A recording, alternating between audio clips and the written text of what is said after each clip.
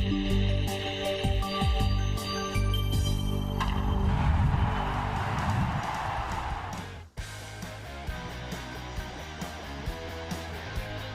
into gorgeous Eugene, Oregon, where the Party Animals host the Savannah Bananas for a second straight day in Autzen Stadium. We invited 60,000 of our closest friends out here in the Pacific Northwest to join us for the occasion, and son of a gun, they all showed up. The full-capacity crowd last night got to see a historic battle, as it was the first ever Party Animals headlining game in a football stadium, but it was the Bananas who stole the show, bashing 7 home runs en route to a 6-3 victory over their arch rivals. And the plot thickens this afternoon, because across 8 games this year, between the Superdome in New Orleans, Truist Park in Atlanta, and now Autzen Stadium in Eugene, the Bananas and Party Animals are an even 4-4 against each other. Something's got to break today as we welcome you inside with the statistical savant of bananaball, Josh Talevsky, the voice of the Party Animals, Drake Tolai, and Biko Scala. Thank you so much for spending your Sunday afternoon with us here in virtual Bananaland. The pregame show right here on ESPN2, and then in a half an hour for first pitch, we hop over to ABC for the ball game. And Drake, this fantastic Party Animals pitching staff, they have been at their best against the Bananas this year. That finally changed last night. Yeah, last night that broke, and it started with Brett Helton, who threw well in the first inning, but after a couple of missed trick plays and a home run from Kyle Jackson, a 3-run inning for the Bananas, and ultimately a point, set the boys in yellow off, and they did not slow down. Tonight, it's Garrett Delano, who is your quasi-ace. He's right there with Brett Helton in that conversation for the best starting arm of the Party Animals any given weekend. You'll have to lean on the righty.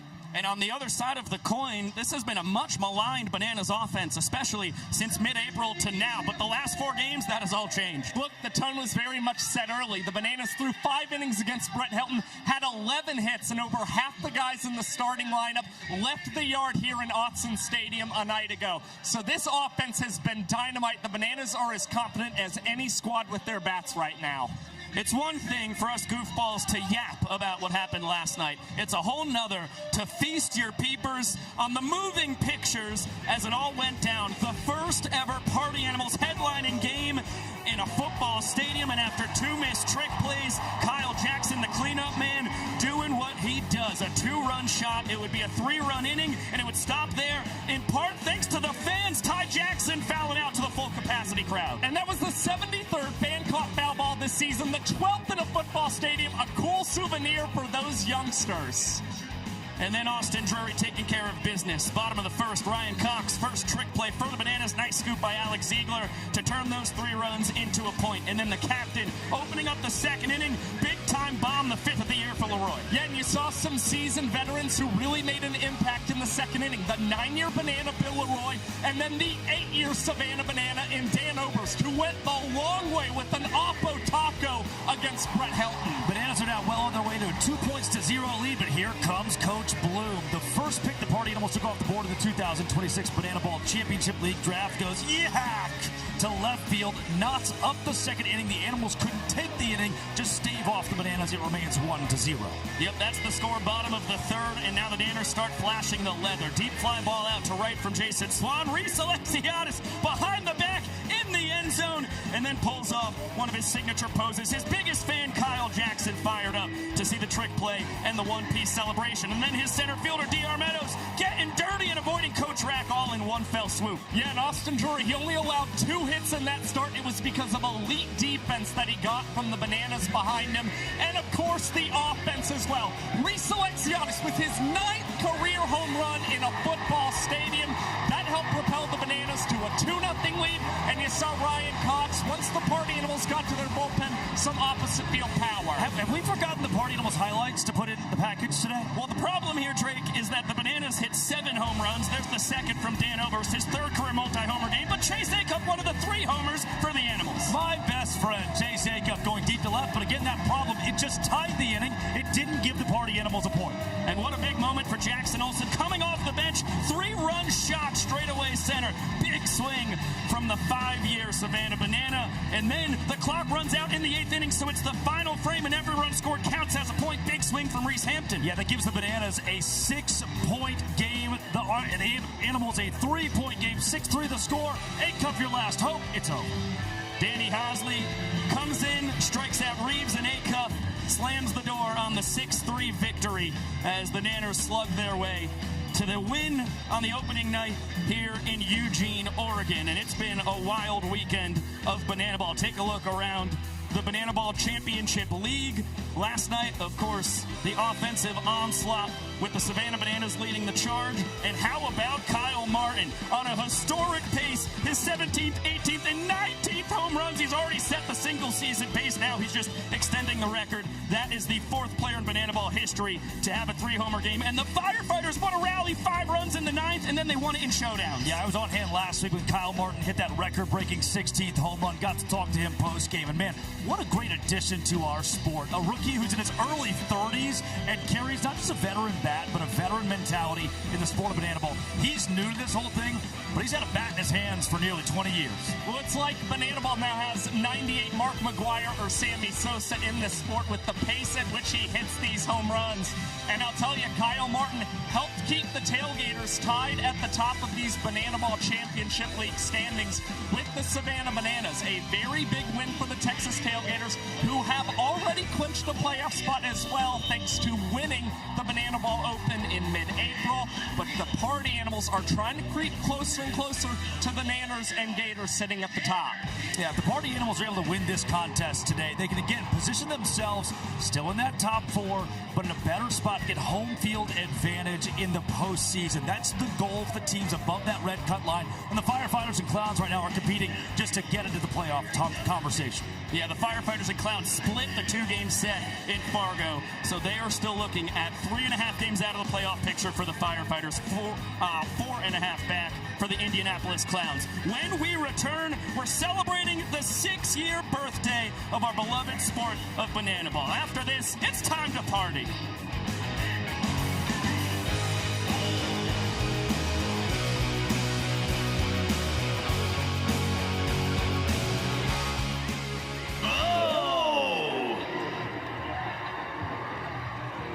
Playing the hot corner, he's our fearless leader, number 8, Bryson Bloomer. At shortstop, wearing number 11, Chase the Chosen Acuff. And right behind him, he's hitting from the 407, Mike Ballard. At second base, the Party Animals' very own leprechaun, Dustin Baber. She's the chick with the tricks, number 1, Ashton Lansdale. At first base, wearing number 2, the man with the bags, Jason Swab. And behind the plate, he's our Love Island superstar, number 5, Andy Cosgrove. And behind the plate, wearing number 41, Robson Bell. He's our designated everything, number 40, Mark Smith.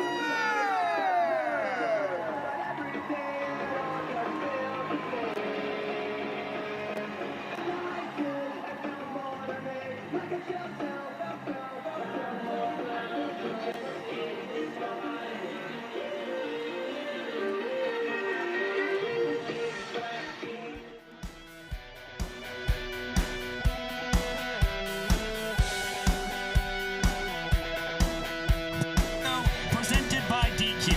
DQ, happy tastes good. We're bringing you more pre-show action here on ESPN2 before we'll have first pitch at 4 p.m. Eastern over on ABC. From the University of Oregon and Autzen Stadium, the Party Animals dancing and the Nanners sitting by watching. It was 6 years and 2 days ago, June 26th, 2020, that we had the first ever bananaball game played in front of fans. It was a scrimmage between the green and yellow Bananas. 1,000 fans in Grayson Stadium. Remember, this is right in the middle of COVID, so we had to have half capacity, masks, gloves, the whole 9 yards to make sure that we were able to play our young sport in a safe manner. And how about Pico's Scala, 23 years young. The first Bananas game he ever broadcast. Just a young whippersnapper from upstate New York exploring Savannah, Georgia for the first time. Well, you have not lost your charm, have you? I got to grow the hair back out. And Bill Leroy, second plate appearance in Bananaball history. After Ben Anderson was hit by a pitch, Leroy is going to have the first sprint in the history of our young sport. And it's going to be a 4-base sprint because, well, the defenders had not quite adopted a strategy for defending such a play before. Bill all the way around, and John Michael Phil, the catcher, got the ball. Bill was pretty much already back in the dugout at that point. We have come a long way since then, but there are still some stars who were in that game in the sport today. How about Bill Leroy, Kyle Lewis, Dan Oberst, and then Jose Gonzalez Jr. back into Bananaball, the rookie on the Texas Tailgaters. Yeah, and you saw the impact of a lot of these guys on last night's game. Leroy and Oberst with some home runs for the Nanners. Kyle Lewis came out of the bullpen, struck out 2 guys, all of them, even all these years later, still helping lead the Nanners to wins. And meanwhile, brother, he's been such a big offensive force in that Gators lineup all season. We got to hear from Leroy, Lewis, and Oberst. Thanks to our man down on the field, Sam Bauman. SB, what do these guys have to say about this wild journey? Guys, it's hard to believe 6 years ago, the first ever Bananaball game played in front of a crowd, and these 3 guys right here were all part of it. They still look so young. Bill, I'm going to start with you. What do you remember from that game 6 years ago? First of all, Sam, I'm just happy to hang out with you today, man. You look great. Thanks for asking. 4 years ago, we played a Bananaball game, the first one ever, and I remember the first at bat, I drew a walk, which in Bananaball is a little bit different. Obviously, it's called the sprint, and I ran from home all the way back to home and scored an inside the park home run on a walk, and that's how Bananaball started. Different. Danny, talk to me about what it's like to go from that to then stuff like this, 60,000 folks, football stadium. Yeah, I mean, Bill started it and paved the way. I don't know if we're here if Bill doesn't get that ball for a sprint inside the park homer. It set the tone for what this was going to be. But in all honesty, this is awesome, and super thankful to be here and the support we've had, and I'm excited to do it again today here. Kyle, finally here, you've roomed with both of these guys before. I know you're not living together anymore. Fond memories of cuddling up with these guys over the past 6 years? Oh, yeah, why'd you have to bring that up, man? I wish I still lived with them. Yeah, a lot of good food was eaten in the houses that we've shared. Me and Dan down the stretch even had 2 beds in 1 room that we shared. Pretty awesome moments, a lot of fires, a lot of hanging out, and I think that's the way that every rookie going into, if they're going to play for anywhere from 9 to 35 years, that's how they should have to do it. Can I add one more thing? Yeah, please. I just want to thank Bill again for paving the way. Yeah. Thank you, Bill. Yeah, he literally got us to Oregon. Yeah. Lunch on me, Bill. Thank you for doing this. We all owe it to Bill Leroy. Guys, here's to 35 more years or whatever. Yeah. Thank you, Sam. Thank you, guys. Those are 3 of the leaders of this sport. Whether you're a Party Animals fan, a Coconuts fan, those are the players you look to lead Bananaball. We've got more pregame action here on ESPN2 after this.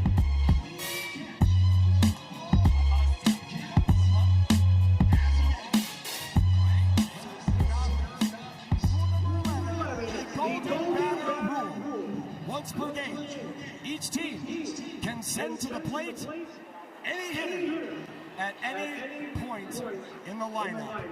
But why tell you when we can show you? Jake Lialios, take it away. Now you know the rules of Bananaball. And in accordance with Bananaball's Golden Batter Rule, the Party Animals are invoking the use of today's first ceremonial Golden Batter of the game. Ladies and gentlemen, this batter's favorite color is red. He is currently sporting his first ever loose tooth, and he is 6 years old. Ladies and gentlemen, welcome to the plate from right here in Eugene, Oregon, your golden batter, Robbie!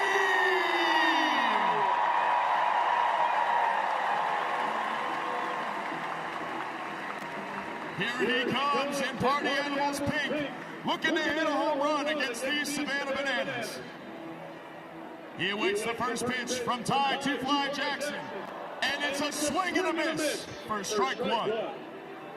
The count is 0-1. Ty Jackson fires up the crowd, gets set with an enormous glove. The second pitch, according to Vincent Chapman, is just outside. The count is even at 1-1. The pressure's on for the Golden Batter, but Remy fears nothing. The 1-1 pitch is on its way, and it's swung on and missed. He's down to his last strike.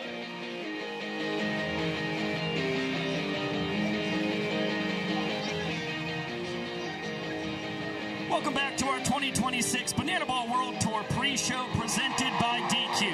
DQ, happy tastes good. Over 60,000 fans ready to rumble for the conclusion to this two-game set here at Autzen Stadium on the campus of the University of Oregon. And I say, we check in on one of the legendary pre-game ceremonies. How about the home run hitter? He's the first Golden Batter of the game for the Party Animals, and a ceremonial nod to that 6-year-old who's got a loose tooth and is a loose cannon. Finding his way to home plate and hitting a home run in front of 60,000 here at Autzen Stadium. The roar of the crowd, and that's the kind of stuff that'll keep that kid with a bat in his hands the rest of his life. Impressive evasive maneuvers. Party Animals and the fans alike thrilled about it. Let's zoom in on the core of Bananaball. Rule number 1, you win the inning, you get the point. That changes in the final inning, where every run scored counts as a point, and if the time runs out before the 9th inning, like happened last night, the current frame turns into the final inning, every run scored counts as a point.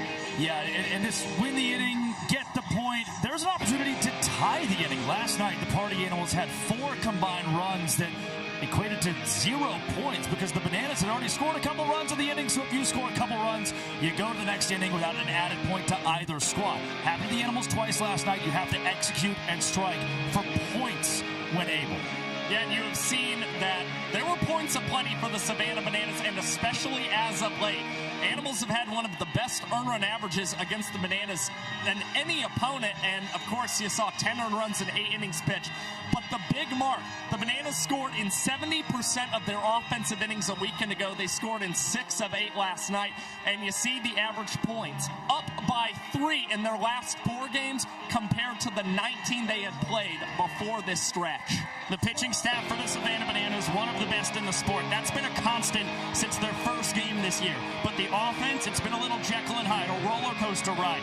This Bananas team started 11-1. Since then, they have crashed down to earth, but they have survived and share first place with the Texas Tailgaters because the offense has come alive again across these last 4 games. And we will see the starting lineup for the Savannah Bananas, as well as the headlining Party Animals after these short messages.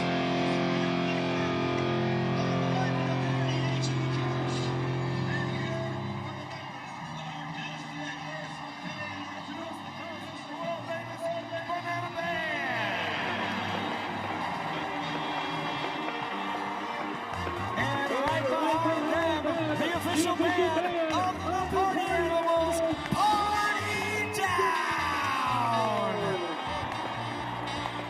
They are the greatest dad bod cheer squad to ever grace God's green earth. Give it up for the Bananas!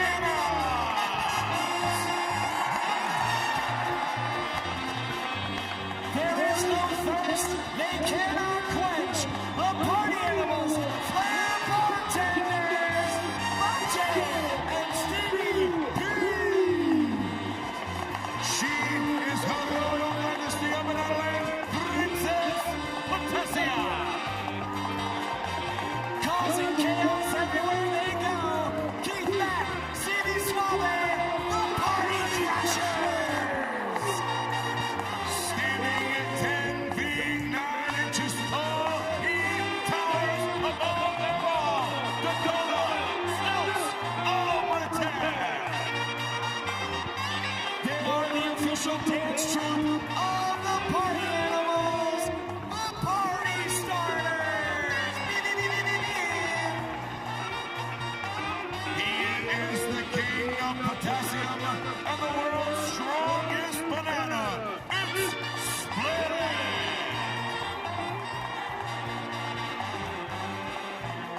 You can smell him coming a mile away.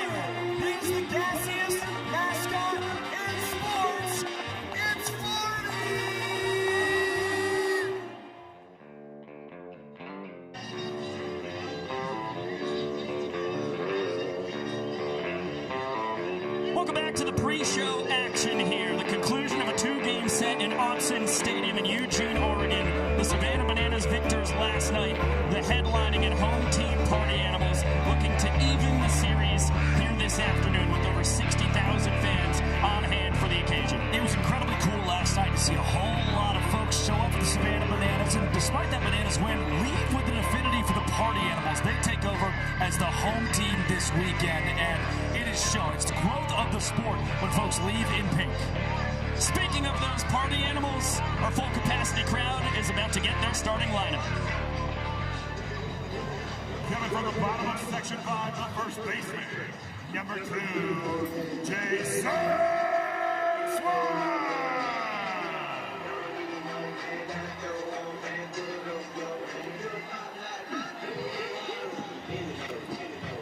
This week, our new bombshell is the fella.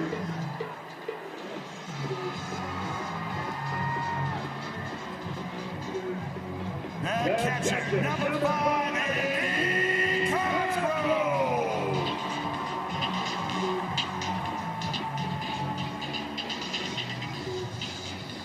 The center fielder, number 6, Reese Hampton.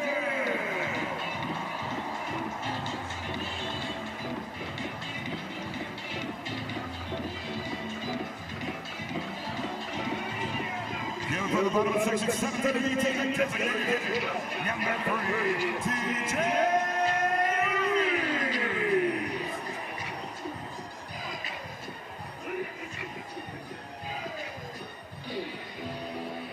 Coming from above the tunnel of sections 20 and 21, the shortstop, number 11,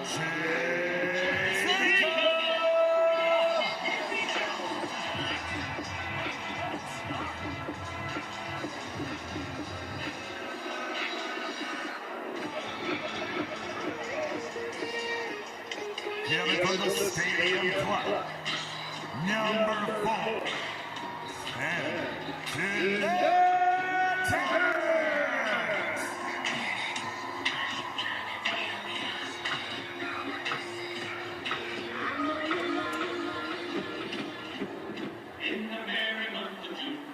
coming from between sections 24 and 25, the second baseman, number 9, the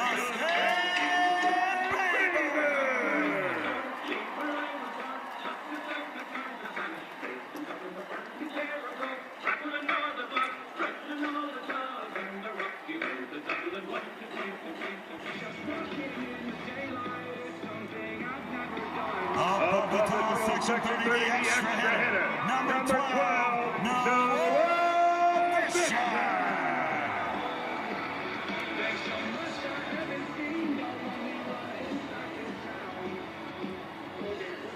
Coming from above the tunnel of section 32, the left fielder. He wears 4-7, Mike Bauer.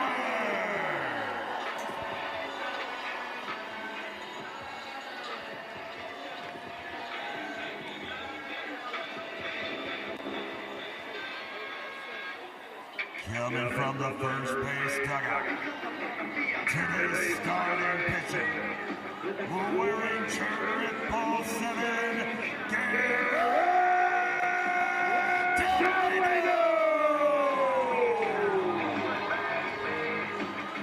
The head coach for the Party Animals is Mike Bob Macy's. He is assisted by Thomas Him Shady Seminole and Anthony Hayu Boyd Carolina. Eugene, the cast is ready. The players are ready. And now it's time for you, the fans, to get ready. So we need everyone who is able to get up out of your seats, on your feet. And please help me welcome tonight's fan warm-up leader, 6-year-old Olivia.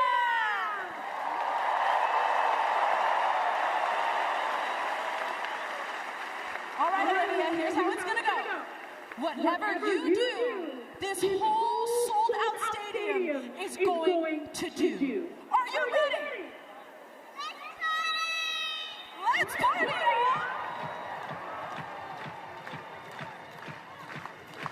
Start with some claps.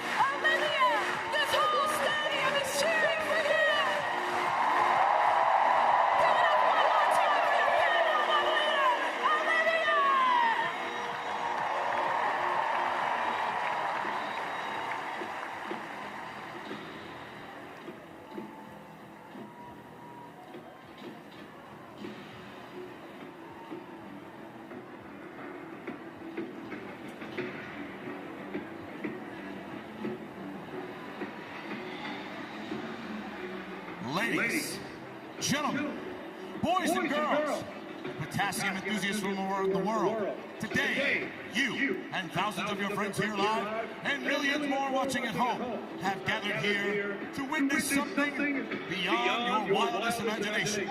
From Montana to Savannah, from the Isle of Man to Tokyo, Japan, the Banana Maniacs come from across the globe to witness this. This is not baseball. This is the Crucible, where the fastest, hungriest, and most entertaining players are forged.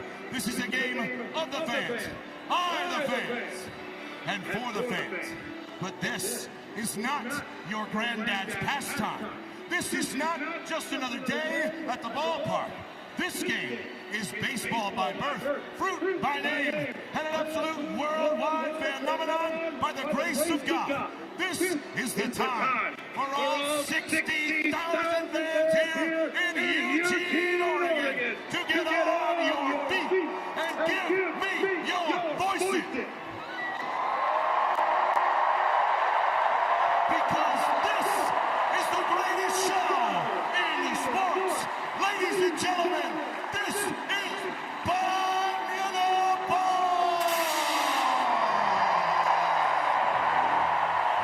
It's now time to be the starting lineup for the Savannah Bananas. Leading off, the center fielder, number 5,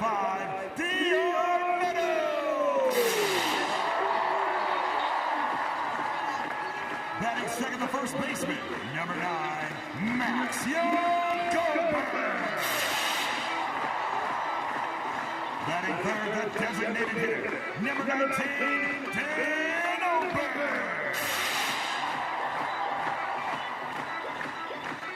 Batting cleanup, the third baseman, number 4, Kyle KJ Jackson. Batting fifth, the left fielder, number 15, Robert Cruz. Batting sixth, the right fielder, number 2, Rex Alexander.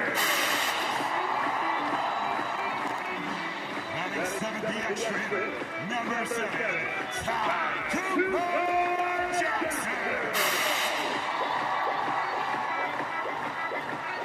Batting eighth, the shortstop, number 6, Ryan Cox.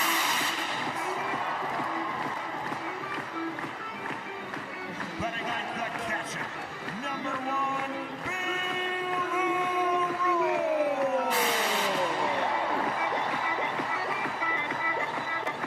Batting 10th, the second baseman, number 8, Jackson.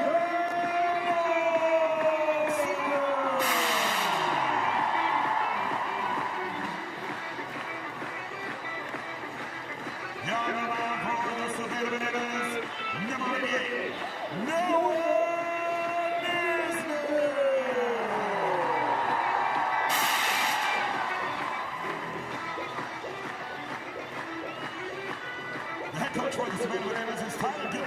He's assisted by Adam Bryant, Bryce Comer, Ryan Kellogg, Mason Harris, and Reginald Hartman.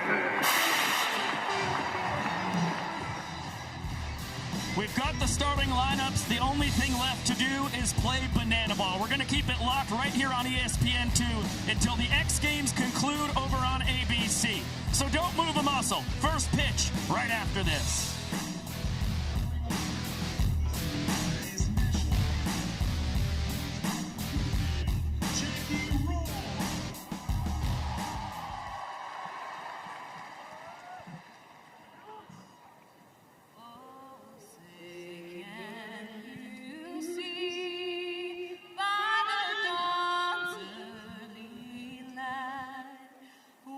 So proudly we hail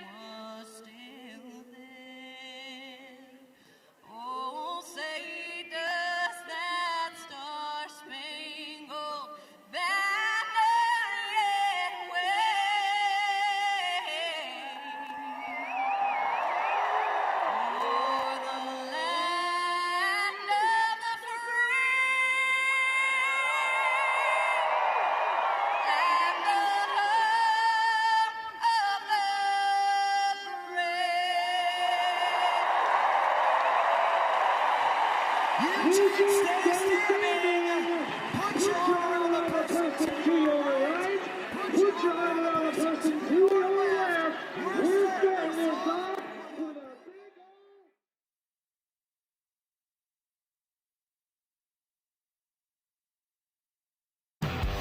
Bananaball is the fastest and most entertaining show in sports, and the 11 rules guarantee the most fans-first experience every second. Welcome to the Bananaball Championship League. Rule number 1, win the inning, win the point. The team that scores the most runs in the inning wins the point. It's a walk-off winner. Oh my goodness! With the equalizer point, trick plays provide the away team an opportunity to earn a point going into the final inning.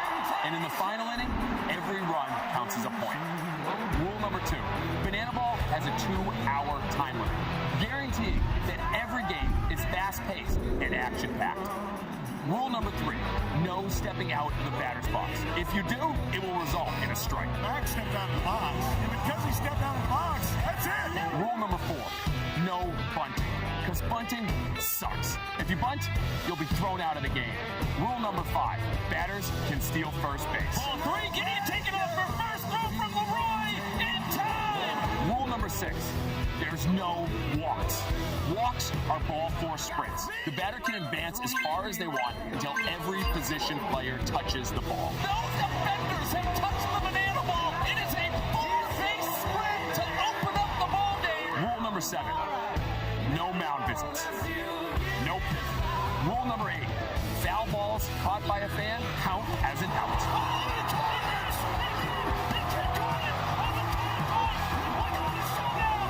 Rule number 9, the showdowns. In showdowns, the best of the best face off in the biggest moment. One hitter versus one pitcher with one fielder behind him. And the hitter has to score. Rule number 10, the Bananaball Challenge rule gives the coaches and you, the fans, a chance to impact a call on the field. Rule number 11, the golden batter. Once a game, each team can give any player an at-bat, regardless of the lineup. This offers the biggest matchups on the biggest stage. Big on big. Let's go! Let's go! Let's go! Get out of here, ball! That thing's out of family! And those are the rules of Bananaball.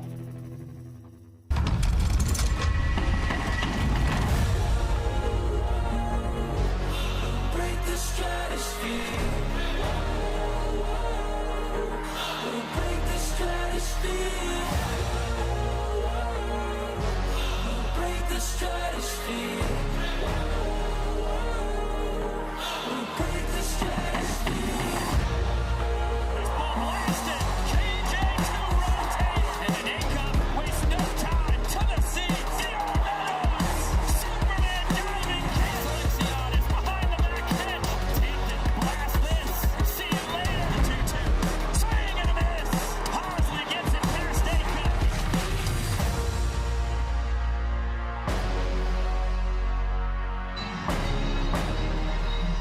Welcome into Bananaball Live on ESPN2. We come to you from beautiful Eugene, Oregon, where over 60,000 fans have gathered once again in Autzen Stadium for the greatest show in sports. It's the grand conclusion to a 2-game set between the Savannah Bananas and their arch rival, the Party Animals. The Bananas slugged their way to a 6-3 win last night and turned to their crafty southpaw, Noah Misnick, as they hunt a series sweep, while the Party Animals counter with their longest tenured starting pitcher, Garrett Delano. It is a brisk Sunday afternoon here in the Emerald City, 59 degrees and cloudy, as fog blankets the Coburg Hills off in the distance. In the foreground, it's the 20 and 14 Bananas, who share first place with the Texas Tailgaters, and the 18 and 17 Party Animals right on their heels, just 2.5 games back, as we welcome you inside with the statistical savant of Bananaball, Josh Talevsky, the voice of the Party Animals, Drake Toll. I am Biko Scala. Thank you so much for spending your Sunday afternoon with us here in virtual Banana Land. Heck of a battle last night. Party Animals looking for the series split after their pitching staff got clobbered by that Nanners offense. I mean, dozens of storylines we can get to going into this one, but I've still got chills amazed over the crowds we've had both last night and now today here in Eugene, Oregon. Coming to the Pacific Northwest, every time we do, blows me away. 7 home runs from the Bananas last night. A couple weeks ago, that might be very surprising, but after 40 runs put on the board last weekend in 3 games against the Clowns in Great American Ballpark, this is par for the course all of a sudden. Yeah, and it's only 190 feet to the left field foul pole. So the recipe for success, especially for the Bananas and the party animals alike, is if you can get the long ball, you're going to like your chances to win this contest. It's the Bananas, though, looking to be winners of 4 of their last 5. The original rivalry in the sport. They combined for 10 home runs last night. That was 1 shy of tying the bananaball record, which each of these 2 teams have been a part of the both times it has happened in the past in Clemson and Charlotte. Let's get a look at the Party Animals defensive alignment, brought to you by Dave & Buster's. Yeah, and you'll start with Chase Acuff. 70 trick plays at the shortstop spot is the most by any Party Animal this season. 38 from Reese Hampton sets the pace for your outfielders, and Bryson Bloomer is the designated fielder today. He will start at third base despite not being in the batting lineup. Each of those guys will back up Garrett Delano. He wears 777s and starts on the mound for the Party Animals in black and pink today. The Callahan, Florida kid has been a staple of this league and a staple of Fans First Entertainment. A former collegiate Savannah Banana, Garrett Delano is one of the aces of this staff. You could argue between him and Brent Helton. One of those 2 guys leads the way for the black and pink, and Delano, talking to him pregame, is as locked in as ever, knowing that 60,000 folks are awaiting his start. Yeah, this is the 5th World Tour for 777s. It is his 7th year in the organization, going back to those collegiate Savannah Bananas days in the summers of 2018 and 2019. It means there's a lot of familiar foes on the other side of the diamond. Let's get a look at the Savannah Bananas starting lineup, brought to you by PNC Bank. It's the Doctor at the top. D.R. Meadows, then Max Young Goldberg, Dan Oberst, who had 2 home runs last night. Kyle Jackson, the cleanup man, had 1 himself. Then Robert Anthony Cruz, Reese Alexiadis, the greatest hitter in the young history of football stadiums in Bananaball, with Ty Jackson, Ryan Cox, Bill Leroy, and Jackson Olsen to round it out. Right now, you've got to be looking out for Oberst and Kyle Jackson. They have been the stars for the Bananas offensively. Jackson, 8 runs batted in his last 3 games, and Oberst, 4 home runs in his last 3 contests. We talked about it, 7 long balls for the squad. All of the 6 Bananas that combined for those 7 home runs in the starting lineup once again this afternoon here in Eugene.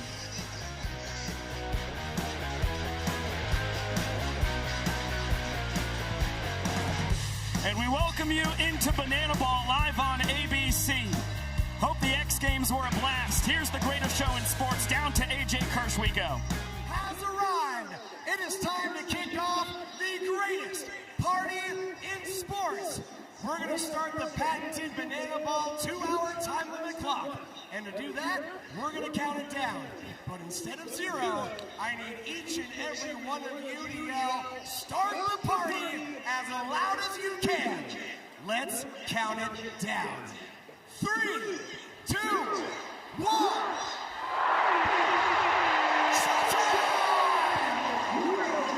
Pico Scala with Josh Talevsky and Drake Toll in the booth. Sam Bauman is down on the field. We have over 60,000 fans on hand for a 2nd straight game here in the football home of the Oregon Ducks. D.R. Meadows takes the fastball up and out for ball 1. Vincent Chapman, the dancing home plate umpire, with the call. As we are underway, a quick 2-0 count on the Doctor here in his 4th Bananaball World Tour. Delano on the mound. This is his 5th World Tour. Big swing and a miss from DR, who was 3 for 4 last night.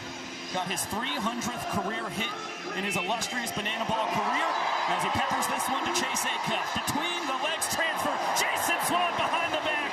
Double trick play to get us going today. Chosen, what a play at shortstop, and Swanee going behind the back after 2 missed trick plays in the 1st inning last night. Swan wants redemption, and with the ever-important equalizer point, trick plays are key in the sport of Bananaball. Jason Swan, I put the team on my back, though. Max Young Goldberg digs in. star rookie for this Savannah Banana squad. He is the only rookie in the starting lineup. Their second-round draft pick out of Palo Alto, California. Fresh off setting the Pioneer League single-season record, 130 RBIs last year. And he's taken our young sport by storm. Down swinging here, a victim of Garrett Delano. And here comes one of the most infamous celebrations. Are we going to get the crab? There it is. You had to get the crab. The 45th strikeout for Delano in his 60th third innings pitch this season. That kid from Callahan, Florida, man, feels good early. Yeah, we've seen him pick up in the strikeout department since the month of April began, and for 777, his last 7 appearances on the pitcher's mound, he's only allowed 1 home run on that mound, and that's really important when you consider the dimensions here in Autzen Stadium. 190 feet to left field, albeit with 50-foot nets, courtesy of netting pros. A ball and a strike to Dan Oberst, a fellow Floridian, hailing from Largo. This is his 8th year on the Savannah Bananas. And he is scorching hot, even though he looks silly on that slider from Delano. 2 home runs last night, 4 homers across his last 3 games. These two are great friends, too. Jiu-jitsu sparring partners. They played a lot of baseball, bananaball, and jiu-jitsu together. If one can play such a thing. Good poke by Oberst, but the wrong part of the park. Reese Hampton tracks it down. And a 1-2-3 frame for Delano. And the Animals pick up 2 trick plays, throw up a 0, and that's 2 minutes and 31 seconds in the top of the first inning for Garrett Delano. That means a lot of those banana ball marks you're looking for. Party Animals will just need 1 run to earn the first point available here for either team. Here's how the Bananas align defensively, brought to you by Dave & Buster's. Left to right in their outfield, it's Robert Anthony Cruz, D.R. Meadows, and Reese Alexiadis. Third to first in the infield, Kyle Jackson, Ryan Cox, Jackson Olsen, and then Alex Ziegler, who is the designated fielder. Max Young Goldberg is starting in the lineup, penciled in as the first baseman, but the designated fielder can be anywhere in the field at any point in the ballgame. The Nanners deciding to use Ziegler as the second most trick plays on the team to start right from the get-go at first base, and Bill Leroy behind the plate. Yeah, this is a very competent defense behind today's starting pitcher, Noah Nisnik, making his 14th start in 2026. Nisnik a 2-4 record, and he has lost 3 of his last 4 starts. He's been rather rocky when he has pitched as the away team this season, a 6.64 earned run average and 20 1/3 innings pitched, but he still owns a 109 ERA plus this season, indicating he has been 9% better than the tour average pitcher, and he's been tricky on these Animals. They're batting a .175 against the Nanner Southpaw. That's across 10 2/3 innings, just 3 runs scored. And the Party Animals need a boost today against Noah Nisnik, who they've struggled against historically. They need that boost after a tough night last night. Let's take a look at our starting lineups, brought to you by PNC Bank. Just 5 hits for the Black and Pink, and they did not net a point until the 8th inning in yesterday's game. But they're led by the MVP, Jake Skoll, and then one of the hardest men to strike out in this sport, Jason Swan. Just for the Rookie of the Year, Andy Cosgrove, to sit in the 3 spot. But if Skoll does what Skoll did in 2025, that's hit a long ball right here, leading the tour a year ago, the inning's over. The point is awarded to the Party Animals. It is a gauntlet, this Party Animals lineup, as Jake Skoll takes the fastball high. He was 0 for 3 last night, a ball 4 sprint and a stolen base, which is great to see as he's been working his way back from a strained right hamstring and finds the 4-hole. 3 Bananas on the right side of the infield. Sneaks it through Olsen and Cruz. Inning-winning run is aboard. Yeah, Skoll told me last week, he said, for the rest of this year, I'm staying down on the ball. I don't need to hit for power. If I got to become a contact guy to help this team win, work on ball 4 sprints, limiting strikeouts, that's what I'll do. That's what he just did. Jason Swan, here in his 4th Banana Ball World Tour with the Party Animals, his 5th year in the sport after he debuted with the Bananas summer of 2022. He is so valuable. You see that .345 batting average, second best on the team. And pacing the Animals with a .448 on-base percentage. Rarely strikes out, as Drake mentioned, 6.7% of his plate appearances, he strikes out. That's third best in the sport. And that's why he's been elevated up to this 2-hole. Swanee, his former career best average, just 324, and Skull nearly caught leading a little too much, was thinking about advancing on that pitch in the turf, and able to slide back just ahead of that throw from Leroy. Ziggy's tag, instead of going down to the bag, he jumped out and this won't matter. Jason Swan, deep left field, walk off the first. It's a big fly for Swanee, his first of 2026, and the Party Animals lead 1-0 in front of 60,000 here at Autzen Stadium. Swanee's first home run since June the 7th, 2025 in Charlotte, North Carolina. Gets the Animals jump-started early. They didn't score a point until the 8th inning last night. They jump out in front. 1 inning in. Party Animals lead 1-0.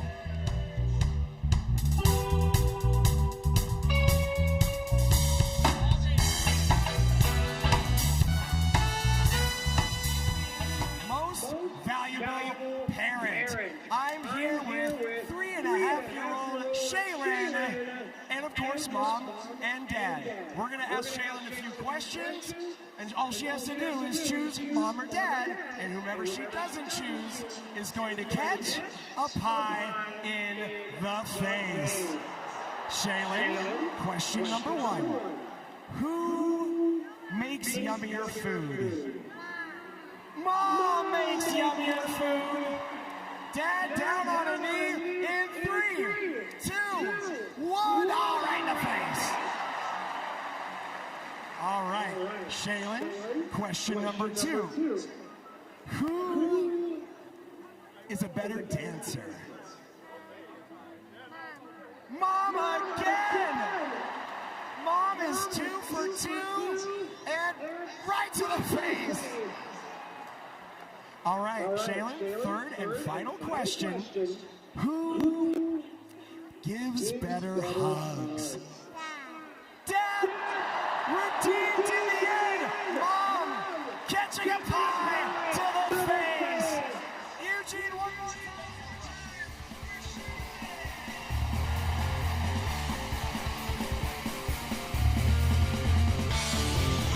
Welcome back to Bananaball, live on ABC. Over 60,000 fans here with us in Autzen Stadium, and look at the wonky dimensions. Just 190 feet down the left field line where there is a 50-foot net courtesy of Netting Pros, and then it's only 270 to straightaway center where the net ends. It's 387 out to deep right. That's where we saw Dan Oberst fly out to Reese Hampton in the top of the first, and right field down the line 348. And Kyle Jackson took advantage of that 190-foot distance in left field last night. A home run in his first at-bat against the Party Animals.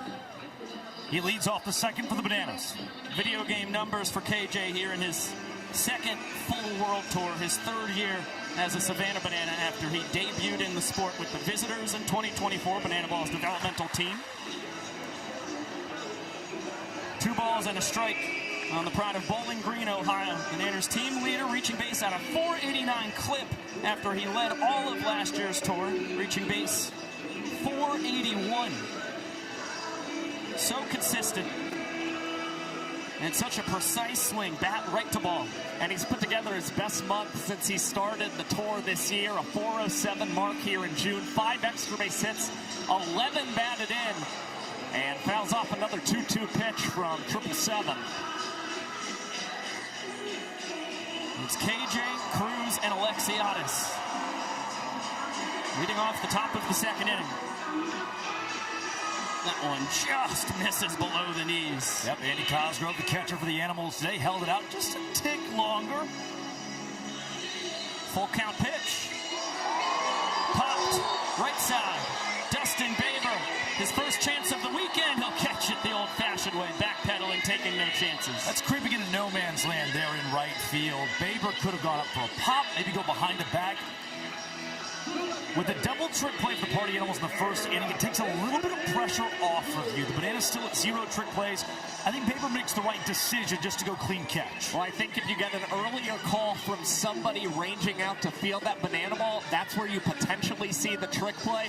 That was a wise decision from Dustin Baber. Again, we saw how much those trick plays missed and errors hurt the party animals beginning last night's contest. Big swing from Robert Anthony Cruz. Get used to that. Former Washington Nationals minor leaguer here in his third Banana Ball World Tour. And that's a screamer stabbed by Jason Swan. Heck of a play. It's so tough to go back to last night where Jason Swan started the game on a poor note, but that's to tell the story. After a tough game yesterday, Swan responds today. Trick play behind the back, home run to walk off the first, and look what I found. Flash the glove, big man. Reese Alexiadis, just like Cruz before him in his third year as a Savannah Banana, after he was the 2023 Pioneer League MVP. 29 home runs for the Ogden Raptors, giving the fans an opportunity here. No catch. There was only one foul out to the fans yesterday. It went against Ty Jackson in pretty much the same spot. And you know what was really fascinating? Reese was dancing down the first baseline, imploring the fans not to catch the foul ball. It was kind of a smart play by a Banana Ball vet. Bounding ball. Bryson Bloomer, behind the back transfer over to Swan in plenty of time. A trick play, and 6 up, 6 down for Garrett Delano. Yeah, Delano looks in his bag. It was the same way last weekend against the Texas Tailgaters. And here against these Bananas, 777s is locked in. Quick work once again. 3 minutes and 1 second there for Delano. As we celebrate a historic weekend in the history of our young sport. 6 years and 2 days ago, it was the first ever Banana Ball game played in front of the fans. Jesse Cole and company hurling T-shirts to the folks, of course, masks and gloves all over the place. This was peak COVID. Had to do this thing safely. So it was half capacity at Grayson Stadium. Oh, and it just happened to be the first ever broadcast in my Savannah Bananas career. I don't think you had hair on your chest yet. I still don't. Less hair on top of the head as well. Bill Leroy, second batter in the history of the sport after a Ben Anderson hit by pitch. Leroy, the 9-year Nanner at this point. This was only his third year as a Savannah Banana. All the way around the bags, home to home, the first ever ball force sprint, and it was a 4-base sprint at that. Well, you saw a lot of great things to come in this sport. You saw the ball force sprint. Showdowns debuted as well. Logan Workman had the first sub-2-minute inning in Banana Ball's history. And, of course, there's some guys still around this game who were playing in that very first contest. Bill Leroy, Kyle Lewing, Stan Overs, all who you'll see today. And, of course, Jose Gonzalez Jr., who has returned to Banana Ball this season with the Texas Tailgaters. That's the great storyline of Jose Gonzalez. The other three have stayed in Banana Ball throughout their careers here and are true veterans of the game. Jose Gonzalez jumping back in the fold this year. Shared a margarita with him in Mexico this past February. Special stuff right there, and we are joined by a special man. Okay. Oh, right on cue, Bill Leroy. Hey. Welcome to ABC. Howdy, howdy, howdy, ABC. I love the alphabet. That's why they call it the Alphabet Network. That's why we got you on here, Mr. Leroy. It's Cosgrove, Hampton, and Reeves. What do you got? Hey, it works. Bill, 9 years into your Bananas career. How special has this journey been? This has been a crazy journey, going all the way back to 2018 when I was like 18 years old, 17, 19 years old, however old I was, playing on the college summer league team, and now I'm playing at a sold-out Oregon Duck Stadium. I mean, what a crazy, crazy thing. What a blessing to be a part of it. Oh, my God. How's that breaking ball hits Andy Cosgrove in the foot?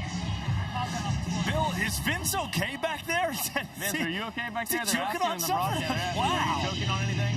What happened? I don't know. He's emphatic. I was just getting my best friend calling. I got a slam full of piss and vinegar, as they say. I don't even know if that's appropriate to say, but I said. Welcome to ABC. I'm sure the FCC will be fine with it. There we go. What do you think for Beaks? Maybe a little breaking ball? Oh, yeah, that worked. I hope. Well, I was going to say fastball, but the bender worked real well. Robert Anthony Cruz. Backflip catch! Holy guacamole! On ABC, the man named Robert Anthony Cruz, a.k.a. Coach Rag.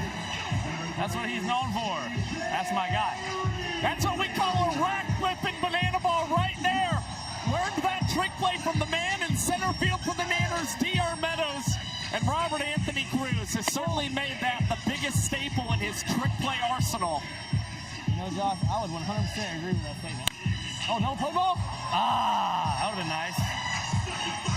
TJ Reeves came in hitting .350. He's having a superb rookie campaign. Right. Pushes the inning-winning run into scoring position. Now you've got to deal with Chase Acuff. He will hit a ground ball.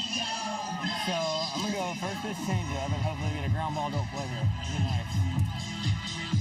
Oh, foul ball. How's the view up there in the booth, you guys? The best we've had in banana ball history. I wish you could see these mountains, Bill. That's a good block right there, Billy. Hey, watch this right here. We all are. We're gonna back kick TJ in. Right here. There it is! There it is! Come on! Pop it! Come on! He said pop it. First base umpire John Norfolk said, no, he got back. I don't know. I mean, I did tell you guys. Here comes the challenge. Sean Fluke wanted the fans to pop it as well. I don't know why. He wants them to burn the challenge. That's what he wants. He wants the Bananas to burn their challenge early. Well, you know, Drake Toll, even if we do, you know what? You only live once. It's good for the show, Bill. It's great. For the show. Good for the fans. They get an early challenge, learn the rules. Where are you guys at? Am I pointing at you guys now or now? Where are you guys? Ah! Your right hand. Hey, Bill. You guys look great up there. Thank you so much. You guys think I can get a foul ball to you up there or what? No. I think you could get a foul ball to me. Ziggy said he got him, and he didn't even touch him at all. He tagged him with his ankle. That's hilarious. Bill, you're a pro's pro. You know, I was acting all dramatic because I'm mic'd up on ABC. And I think everybody maybe acted a little crazy and influenced that decision to challenge. But now, Bill, if you recall, you also got mic'd up in the very first banana ball game ever. What's the most vivid memories from that game back in 2020? You said I was mic'd up in the first game ever in 2020. Is that right? Yes, me, Bill, on my first ever broadcast. Holy history. That's a history lesson right there. All I remember from that first game of banana ball is my first AB, all this speed, managed to score a home run on a walk. The first ever ball four sprint. Do you remember who you drove in? 1, 2, 3. I have no idea. Ben Anderson, center fielder from the University of Georgia. Wow. Ben Anderson, what a great guy. Ben, if you're watching this, I hope you're doing well, my friend. You're a great teammate, great guy to play with. And I enjoy spending time with you at my host family's house. You're a great guy. You're a darn good ball player, too. He was great. We got one out here. Yep. In the meantime, the call does stand. TJ Reeves safe at first base. Valiant effort. But Drake, we're going to throw a changeup into the ground ball don't play right now. Right. Oh, no. Quite the opposite, Bill. This looking foul? No, that's very fair. That's very fair. It's a home run. Yeah. The Party Animals walk off the second inning. Well, I was wrong. It was still fun hanging out with you guys. You know, you can't win them all, but there's a lot of game left, and I'll never give up. I'll never give up. I love you guys in the broadcast booth. Love you, Bill. Thank you so much, Bill. Chase Acuff's second home run on the weekend. The first 6 Party Animals to step to the plate. Only one was retired. It's now 2 points to 0 as we head to the top of the third. We'll be right back after this message and a word from our ABC stations.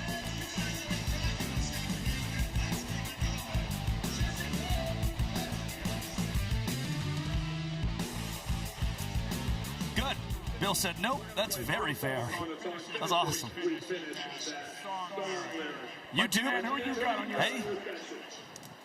Hey, YouTube. It's just us now. How about these home runs, YouTube? Oh. Flip around the other team today. First base side and the right field, and we call this the winning section. Swanee and Acuff. Who else? Party Animals Country. That's right. How about a little, no, it wasn't Leroy Jenkins. What did I hit Swan with there? Oh, Greg Jennings to start. Puts the team on his back, though. Yeah. Hello, ABC. I do it for Madden. Oh, Matt. Love you, Gumby. Good at it. Yeah. The FCC really wouldn't like that one. No, man, they're clear on that one. Commercial either way. ESPN, I hope.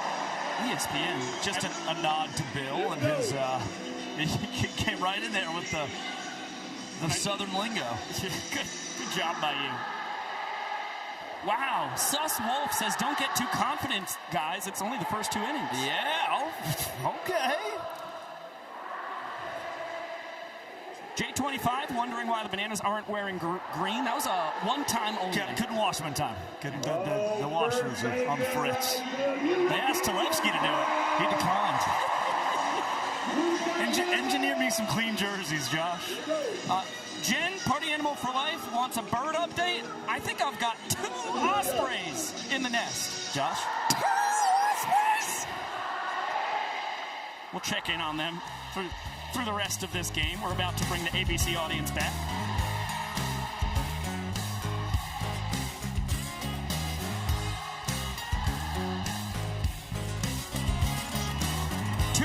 In the books here in Eugene, Oregon. Both of them were walked off on big flies from the Party Animals. Jason Swan to win the first inning, Chase Acuff to win the second. Neither of them had a home run coming into this weekend. Swanee just got his first, Acuff his second in as many games. Well, I'll tell you, that's the beauty of Bananaball right there. You get big swings, walk-offs are able to keep this game moving. Of course, Bananaball played with the 2-hour time limit.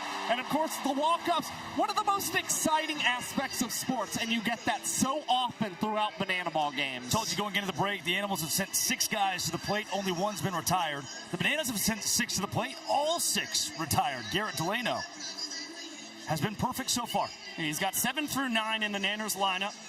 Ty Jackson, Ryan Cox, Bill Leroy, fresh off the mic, all due to swing it.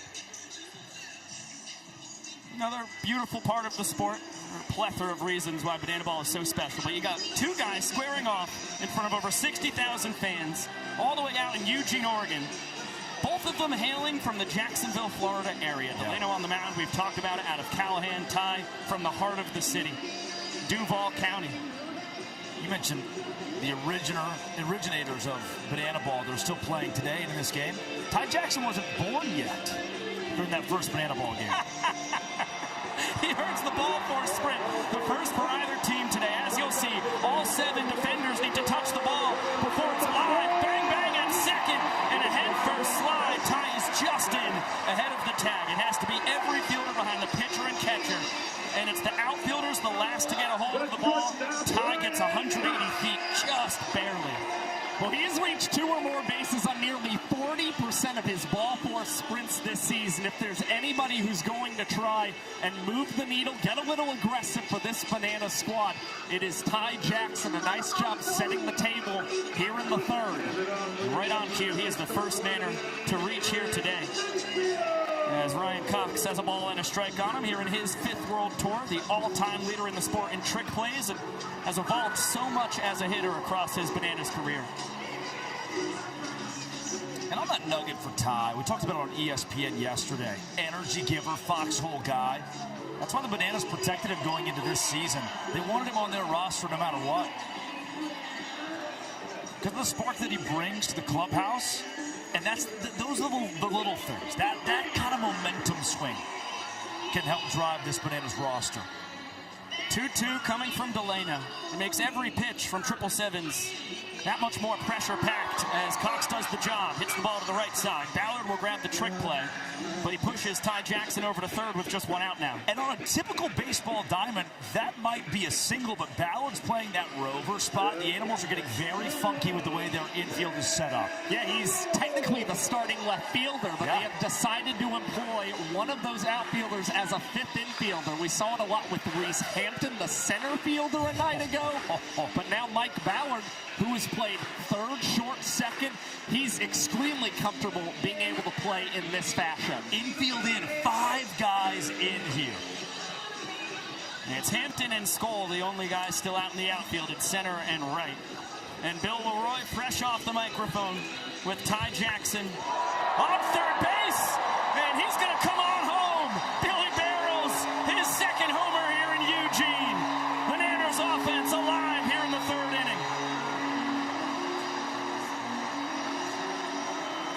Entering play this weekend, Leroy was just 1 for 18 in the month of June. Had 2 hits last night, including a homer, and now does it again for the Savannah Bananas. The veteran and co-captain of this squad with a big moment here in the third. Sam Bauman, get a hold of Bill Leroy. Hey, Bill Leroy, first step. What's the matter? I don't know what you said, but I love you, Sam. That's enough for me, guys. Yeah, that'll play. Jackson Olsen pops one into the seats. Chance for the fans. No catch. Caught on a ricochet. It's got to be a clean catch to have a foul ball out to the fans.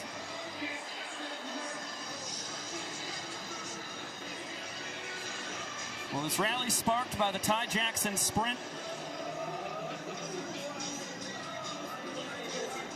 Ryan Cox got him over to third base.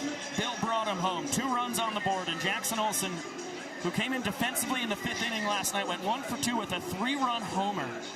Big-time blast in what ended up being the 8th and final inning. Goes down swinging here. And it wound up being a pretty important home run for the Bananas, considering that 2-hour time limit expired in the 8th and netted 3 runs that became points for the Bananas. Jackie's still alive. And now he goes down swinging. You don't have to change your book there, Bigo. Going to be okay. To highlight that homer for Bill, I was getting a drink with Jake Skoll, Reese Hampton, 2 of the legends of the sport of banana ball, a couple of former minor league guys and best friends in the world. They said the Bananas played football yesterday. We didn't. That's an emphasis today. Bill Leroy knows these football stadiums well. These guys have such a heady approach when the Bananas play, as they do in so many football venues. Ball and a strike on D.R. Meadows. We're back at the top of the order. The Vidalia, Georgia native, legend of the game. Here in his 4th World Tour, he was a collegiate summer banana. 2022, helping the Nanners win their 2nd straight Pettit Cup. In their final season in the Coastal Plain League, as he lines that one, look out. And he was pretty undeniable when it came to deciding that he needed to play banana ball. Ripped the first backfoot catch in the outfield. He was primarily an infielder before that. Now you have seen him evolve in so many ways. A 2024 Most Valuable Player Award winner in this sport. And looking to try and see if he can extend this 3rd inning. Payoff pitch. And it's a turf cutter to Chase Acuff. Between the leg transfer, strike to Swan. So the bad news there for the party animals, you give up 2 runs to the Bananas. You can try to match it in the bottom of the 3rd. Good news, you're up 5-1 in the trick play category. Trying to hold off the Savannah Bananas in the equalizer. 2 runs across to the top of the 3rd for the Nanners, as we'll get it on down to the field. Across the United States, there are over 400,000 children and teens in foster care without a permanent home. Look around. That's enough to fill Autzen Stadium over 6 times with the number of children currently experiencing care. To raise awareness and support this community, we created Bananas Foster, the official nonprofit of bananaball. Our organization is dedicated to celebrating the foster care community while educating and inspiring others to get involved. Tonight, we get to celebrate the Moore family. As daycare providers, Michelle and Tom saw the need for foster homes in the children they care for and decided to step up and become a licensed foster family. They have even gone on to support others in their community and become a mentor to newly licensed foster families in their area. In just the last 22 years, they have welcomed over 61 children and teens into their home. Fans, please join me in celebrating this incredible family for making a difference right here in your community.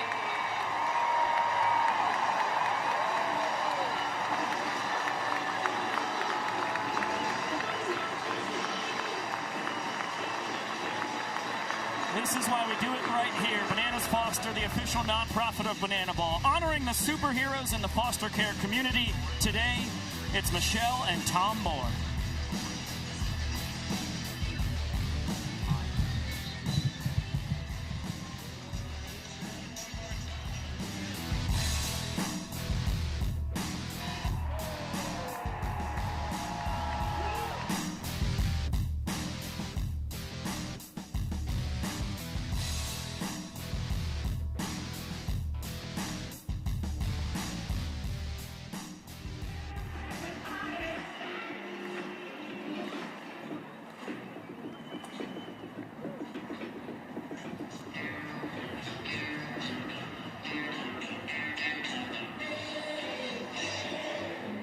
Fans, don't forget you can win big in this weekend's 50-50 raffle benefiting Bananas Foster. The winning number will be announced later in today's game, and it's a rolling pot from the whole weekend. Scan the QR code now.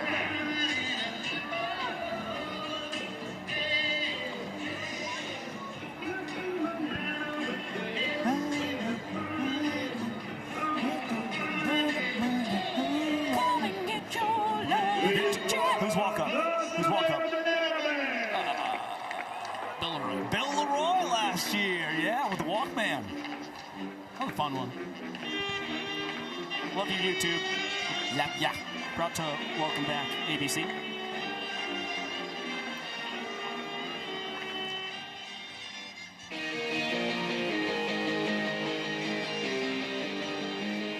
Over 60,000 fans and one Osprey watching Bananaball live in Autzen Stadium, Eugene, Oregon. Three! The whole family! Oh! Get out of town! Oh! That's incredible timing. Immaculate. Oh my goodness. That is beautiful. Oh.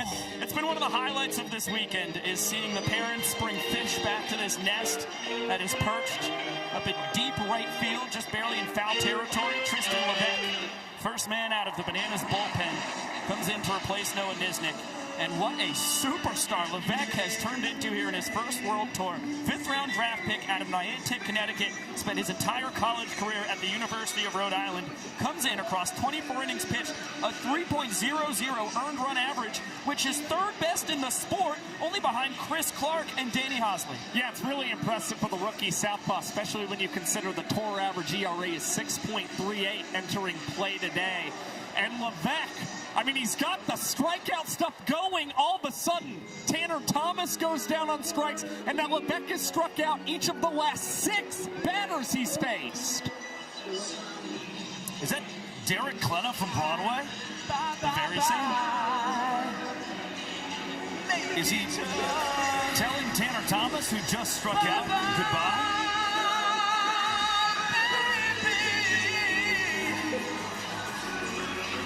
Yes, I think that's what he's doing.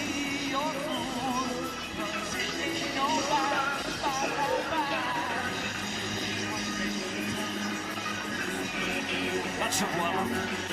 No, but I'd love to get Tanner's thoughts.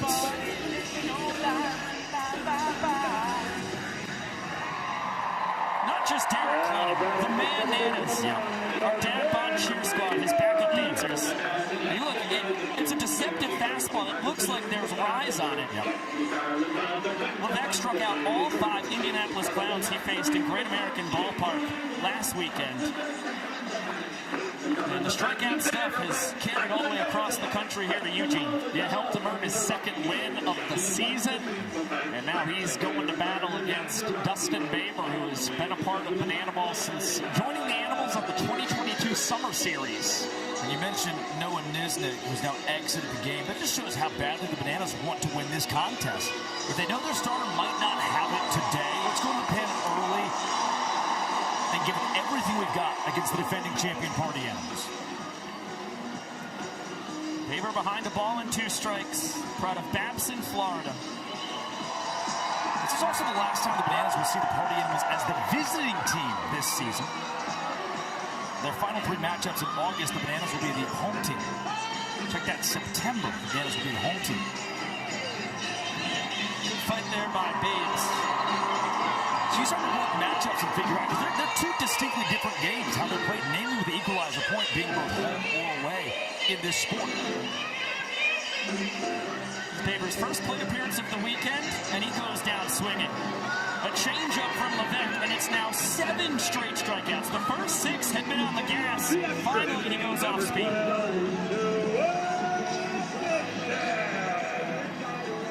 I mean, it's high marks all around for Levesque. You're seeing the strikeout stuff on full display, but nearly 53% of his outs this season have included a trick play. That's the highest rate of any Bananas pitcher. So this was a pretty good move to go to the pen, bring in Levesque, who has served as a 3rd starting pitcher for this Nanners squad. He can go deep if they need him to. Now Noah Fisher out of Madison Heights, Michigan here in his third World Tour. His first plate appearance of the weekend as well. Was great in Nashville last weekend, 2 for 5 with a steal of first base as well, but rolls this one over. Attacking Kyle Jackson, can't grab it barehanded, and Fish will have a 2-out infield single. Just like that, soft contact on the infield. You give the Party Animals an opportunity to go one swing away from knotting up this third inning. Though A.J. Kirsch is down on the field. Now coming to pitch run.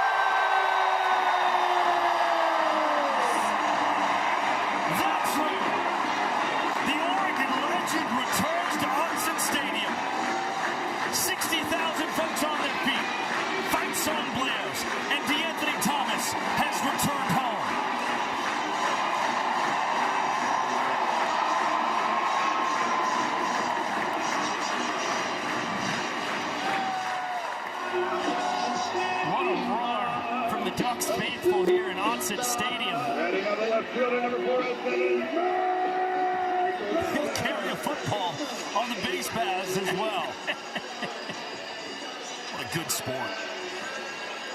So with DeAnthony Thomas on first, we got a high fly ball, right center. D.R. Meadows, tip drill, Reese Alexiadis behind the back catch, double trick play as Tristan Levesque puts the first point on the board for the Bananas. They cut the Party Animals lead in half. 2 strikeouts, a double trick play, 3 minutes and 12 seconds for Tristan Levesque in the first clean inning of the afternoon for the Savannah Bananas. Much needed. They cut the Party Animals lead in half. Looks like Sam Bauman down on the field, and DeAnthony Thomas is right there alongside him. And here, you made some fast plays here. Let's look over here. You made some quick plays over here on this field before. How quick was that moment for you, though? It was a very special moment.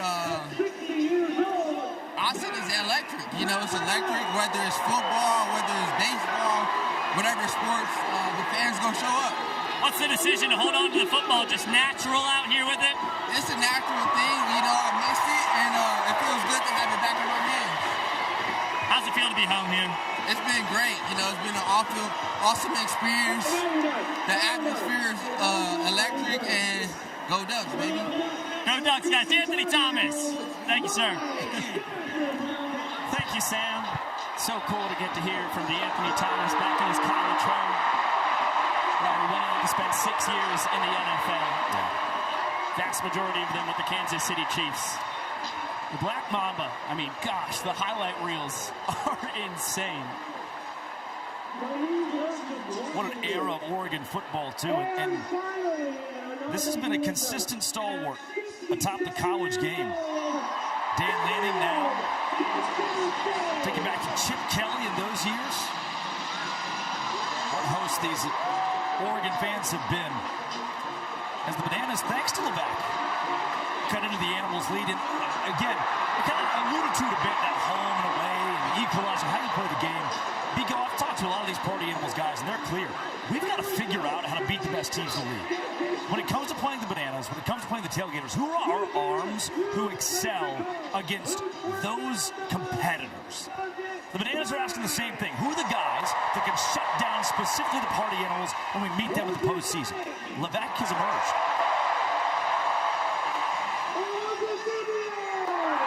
And on the other side of the coin, Garrett Delano talked about it here in on his 5th Bananaball World Tour.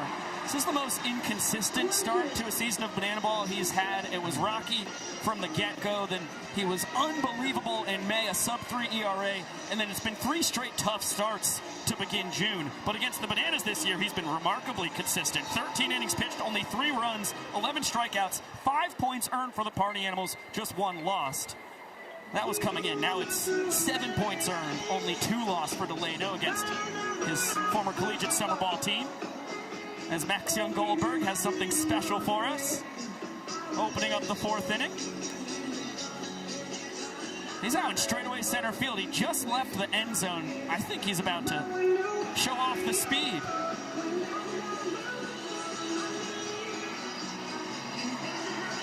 No DeAnthony Thomas, but young Goldberg's got some wheels. Can I ask you what's happening right now? Yes. Because what is happening right now? This is a walk-up. It's a staple of Bananaball. This is what I'm sure most folks... I've got that. Okay. What else do you want to know about? Really, that question, I think, is in general. I'm not sure. Well, that looked like the exact route he took to get into the left-handed batter's box. Everything was drawn to scale from what I could tell. I think some of the lines were in the stands, though. All right, we're done with that. It's enough of that. Throw the map to the side. Big swing and a miss on the fastball from MJG, who struck out swinging his first time. 0-2 pitch from Delano here. Ideas are everything, gentlemen. A key tenet of Bananaball. Yeah. After the changeup, Delano looks like a 2-seamer fouled off of Andy Cosgrove, his battery mate. Vincent Chapman will give him some time to recover. Man, young Goldberg, a 267 average, doesn't jump off the page, but 466 OBP. He was high on my draft board at the outfield position in the 2026 Bananaball Championship League draft. Pop-up, Delano, what do you got for us? Barehanded out of the sky for a trick play. Count it! Garrett Delano gets tricky with it. Oh, little Conor McGregor to boot. That's become a favorite of Garrett Delano. Whenever he's able to induce one of those pop-ups, he's not shy to field his own position and come away with those barehanded grabs. Now the Animals up to 6 trick plays in this ballgame. Right back up the middle. Perfect for the left fielder, Mike Ballard. Grabs his second trick play of the ballgame. And that's that 5-man infield for the Party Animals, taking a hit away from Oberst. The rookie Mike Ballard, the reason he was on my draft board discussing the Party Animals' potential in 2026 is because he was best friends in college for a year with Chase Acuff. Spinning campaign alongside the Party Animals shortstop. Oh my goodness! Look what he found! Speaking of Mikey Ballard, yanks the liner just off the turf at a 2-minute and 1-second inning for Garrett Delano. We'll be right back after this message and a word from our ABC stations.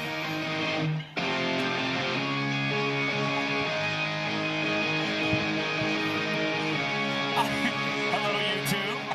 I thought you were turning it towards me. And I've done that a few times this weekend. I thought I should. It's just your hands shake sometimes. Yeah. You're really good at the little handshake thing. I've always got a little something in It's only when the ball's in play. It's only when the ball's in play. You got the pen. You love the pen shake. Whipping the pen around. You just hit me one of those little evasive maneuvers. We harmonized there. I did like that. Was ethereal. I did like that. It was shades of Sullivan's Crossing ad read you had with AJ in Milwaukee. Brett? I think that may have been one. Oh, yeah, was it Milwaukee? Well, they all really run together after a while, don't they? The Sullivan's Crossing reads, that is. Yes. Outside of Josh's in Atlanta, that's just his standout. Untouchable. Whatever happened to the season finale? I didn't. Actually, don't spoil it. Don't give it away. Don't give it away. Don't spoil it. Because we promoted the season finale when we were in Nashville. No more The Sullivan's Twins Crossing. had nowhere left to hide. It had run out. I called it Miller's Crossing with Hardy, the Coen Brothers classic. I think it's Janelle Grau says Osprey names, Biko, Josh, and Drake. Oh, it's beautiful. You're probably the dad. Thank you. You're the biggest tiny one. Chad Reese wants an Osprey named after him. That's not in the chat. He can get a swallow live. Oh, we've got a happy birthday to give at some point. Lest we forget, gentlemen. Doesn't have to be now. We need to build up the moment. No doubt. That's a teaser for later. Put it in our back pocket.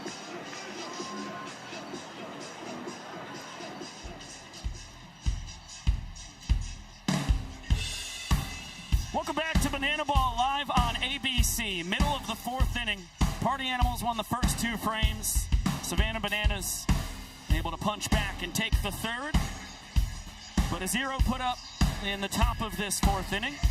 And it'll be up to Tristan Levesque to keep the deficit at just 1 for the Nanners as we just finished the Bananaball tradition. Hey, baby. Aerial view of the Ospreys there for a second. Levesque had great success against 7 through 10 for the Party Animals back in the second inning. Now he'll face 1, 2, and 3. Or maybe just 1. Again, win the inning, get the point. Jake Skoll with a long ball here could end the fourth. No one has more in Bananaball history than Skoll, but he's going to bounce into a trick play missed from Jackson Olsen. Fielded it between the legs, tried to whip it back between the legs. It was airmail. Alex Ziegler not able to get it with the leap. Yeah, high throw from Jackson Olsen. That's the trick play that has become the signature play for him, but an unfortunate start to this fourth inning for the Bananas, and Tristan Levesque now working himself out of a jam. And again, Jake Skoll, he has become a table setter for this Animal squad. A single, able to reach on a trick play miss. It all works out the same as long as you're able to get points out of it. Yeah, and again, Levesque's got great strikeout stuff. Skoll told me, if I've got a hit for contact, keep the bat down, that's fine. I'll stay down, put a ball in play, good things happen. Something positive happened there for the Animals. It's Jason Swan, who hit a home run his first time in the dish, and walk-off home run back in the first, steps into the batter's box. And a pickoff of Skoll, throw from Ziegler, not in time. It's a straight steal of second base by Jake Skoll. Ziggy couldn't get it to rack in time. And Skoll's been dealing with some extreme hamstring issues all season long. He has not been 100% with that lower body and only pulls out the speed when he has to use it. There you see why he was a former first-round draft pick in 2010. Oh, and Jason Swan out to left, deep enough. No, but a behind-the-back trick play. D.R. Meadows, the tour leader for outfielders, nabs his 50th of the season and the all-time leader in the history of the sport. The only outfielder with more than 300 trick plays across his career. And the only outfielder to ever reach 100 in a single season. It's incredible as he missed about a month's worth of games in center field, and he is still leading all outfielders in the BBCL in trick play outs.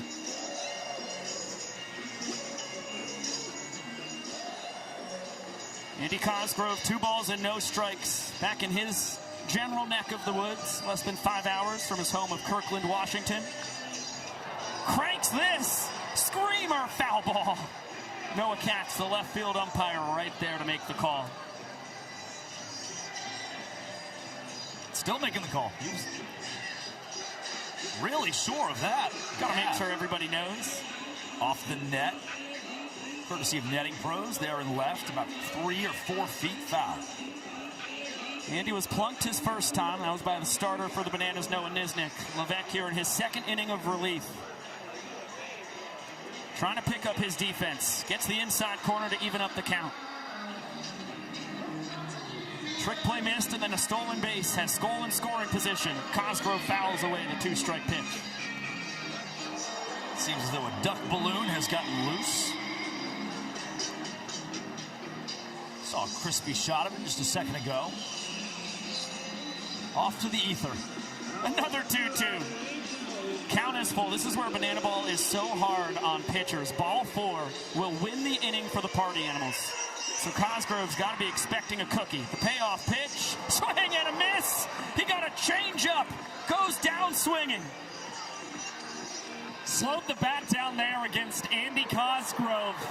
It's a guy who has struck out in 7 of his last 9 games now for the Party Animals. He hits for a lot of power, but with it comes the K, and it rears its ugly head in a pivotal spot for the Animals, but things still in the hands of Reese Hampton, a former Tigers and Diamondbacks farmhand. And this is the old out of the frying pan into the fire. Hampton, one of the best hitters in the history of the sport, and he shows you why. Moonshot out to left. 2-run walk-off homer. Party Animals back up by 2.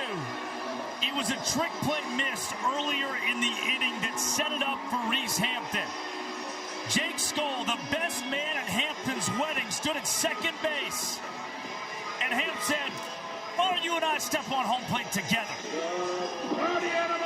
A 2-run shot opens the lead back up to 2 points over the Savannah Bananas to the Party Animals. 3-1, and now they dance.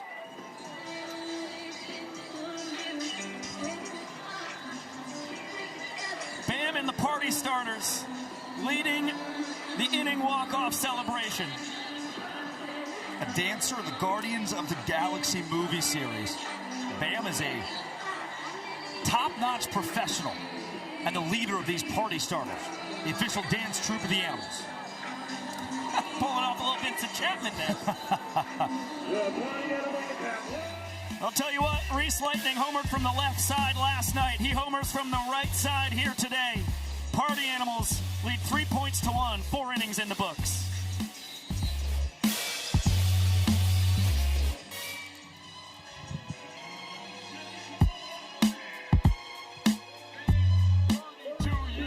The classic movie Forrest Gump was filmed in Savannah. And being here in Tracktown with some of the greatest runners in the world, we thought we should cast the next Forrest Gump right here with you. So we have our contestant Cody and we have Sam. They're here on a bench. And we're going to have the Forrest Gump race to see who can do the best race to the finish and really look like Forrest Gump. And the winner could be cast in the next Forrest Gump here in Savannah. Sam, are you ready? Cody, you ready? On your mark, get set, go. And here they go. Cody's off to a good lead. Here comes Sam. Cody's still going. And he's at the finish line. And he's still going.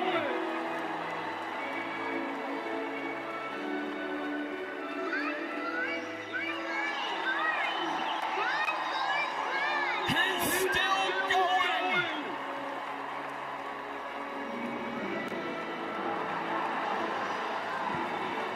And he's still going. Looking Forrest Gump. Here in Banana Ball backstage with 10-year-old Brian, who's got a great question for our Jason Swan. Brian? My name's Brian, and I have a question for Jason Swan. What's the farthest home run you've ever hit? That's going to be a tough one, Swanee. Great question, Brian. I would say my furthest homer was 450 against Roger Clemens. Oh! Roger Clemens. No mercy from Jason Swan back in Houston, but put it in reverse. Swan might have gone 460 earlier today. He hit a home run back in the first inning to walk off the first inning against these Bananas. That question was pregame. Swan might have to erase and rewrite now that he's gone long ball today. Potential goodbye to the Rocket. Hello to Niz Nasty. That is elite company right there. Brett Loftus, the voice of the Texas Tailgaters, loves to tell the story when Roger Clemens joined Banana Ball again in 2025. First question he asked, where's that Swan guy? I got a bone to pick with him. He was not in Houston. Had the weekend off, right. Possibly lucky for Swan. Tailgaters versus the Bananas, that series. He took a nice sigh of relief. After the fourth Vanna drill, Roger Clemens sees Jason Swan. World meet Vincent Chapman. A superbly talented dancing home plate umpire. It's one of the hardest jobs in sports, just to call balls and strikes. And then to be a non-stop ball of energy with moves like that the whole way through. Fan favorite. And you caught a glimpse of the wave a second ago right after the dance from Chapman. Biko, it started organically yesterday, the same today. And it was the longest wave. We nearly eclipsed 10 minutes worth of waving here at Autzen Stadium. And they're off again today. It's Robert Anthony Cruz, Reese Alexiadis, Ty Jackson here in the away half of the fifth. It got to the point where A.J. Kirsch on the field took a microphone and said, okay, we're good. That's this very good. Proof of concept is there. Popped left side. Chance for the fans. No catch. Now the folks out here in Eugene have earned themselves a return trip from Bananaball. Please. These people have been unbelievable. And the weather, everything about this. They say it never rains at Autzen Stadium. Today, 69 degrees, a brisk breeze. Down goes Rack. Nice cutter there from Delano. His third punchy. He was messing with the eye level of Robert Anthony Cruz. Gave him a couple pitches up in the zone. You saw one swing and miss from Rack, and then each of the last two buried in that turf. And key reason why Cruz goes down on strikes for the Nanners.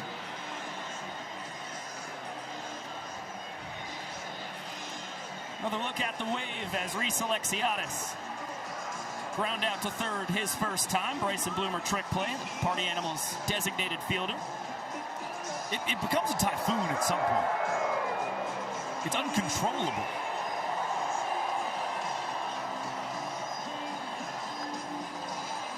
Bouncer the opposite way. Dustin Baber between the leg transfer. And another trick play for the Party Animals, up to 8 on the game. The Bananas have had 16 guys step to the plate. Only 2 have reached safely against Delano. Only 1 base hit in this game. Well, Delano's been able to induce 6 groundouts. All of them have come with a trick play today for the Party Animals. So doing a great job here with these funky dimensions, keeping the banana ball on the turf.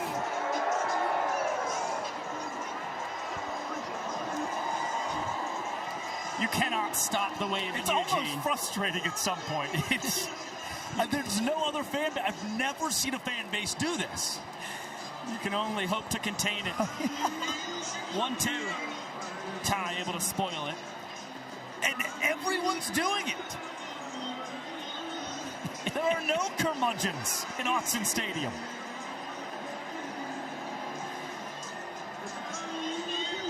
Another 1-2 from Delano. And I've been notably anti-wave, as you gentlemen are well aware. Oh, yeah. But this has started to sway me back in the direction of the wave. Ty Jackson loving the wave. Big-time smash out to left. He started the 2-run rally that won the 3rd inning for the Bananas. He has them in pole position here in the 5th. Chance for another point. Well, I think Ty just got to wave goodbye to that banana ball.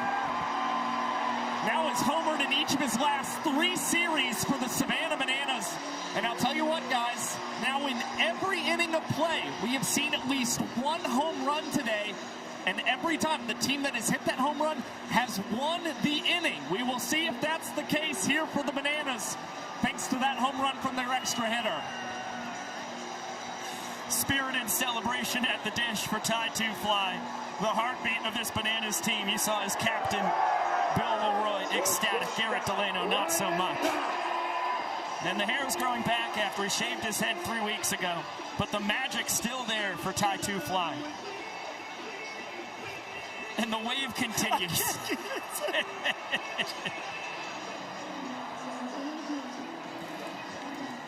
This dream we get to live in Banana Ball. It is special. They'll wake me up from a coma one day and I'm muttering something about the wave. Still going. Ryan Cox to Baber. Between the legs again. Swanee thinking about another trick play. He will make sure he snares it the old-fashioned way. Baber's with trick plays 40 and 41 on the season. He has only missed 2 this year. So consistent at second base. Count it. We're going to down to the young professor to set up the world's slowest race, and then we'll have the play-by-play. Most of the time, except for this part, because, ladies and gentlemen, right now, it is time for the world's slowest race. Competing in today's race, we have 15 crawling babies.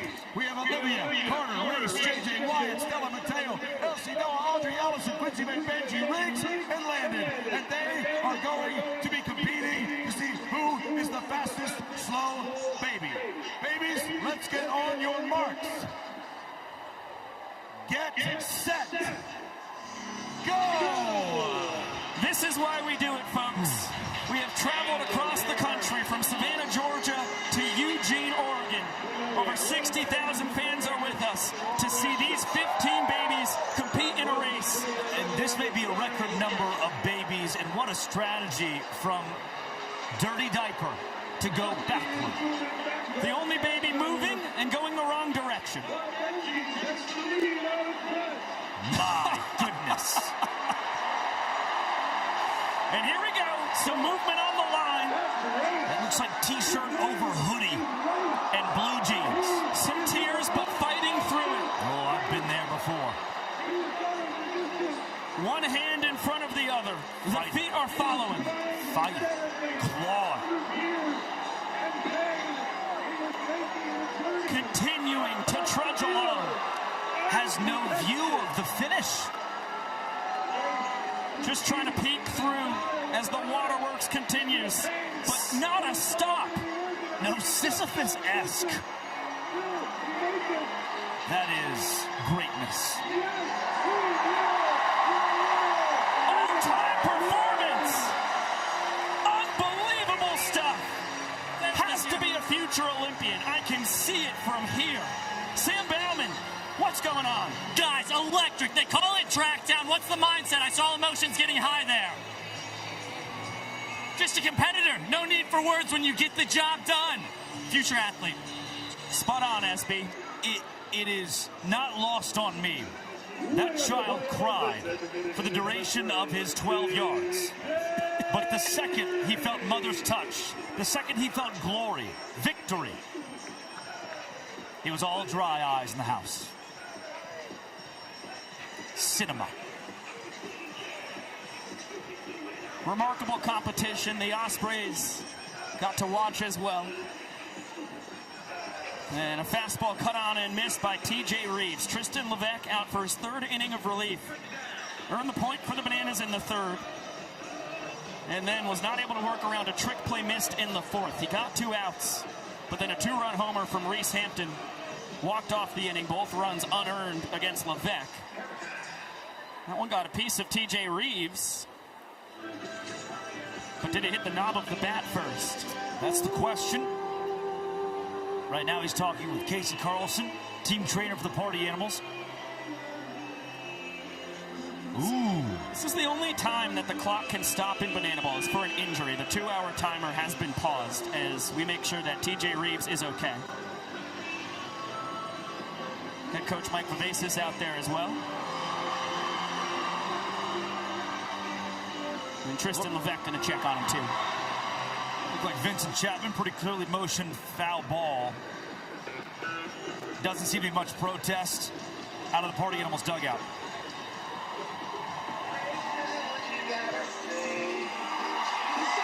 A hit by pitch. Reeves is going to get first base representing the innings tying run. And Mark Smith will take his spot. The designated runner standing at first. And the Party Animals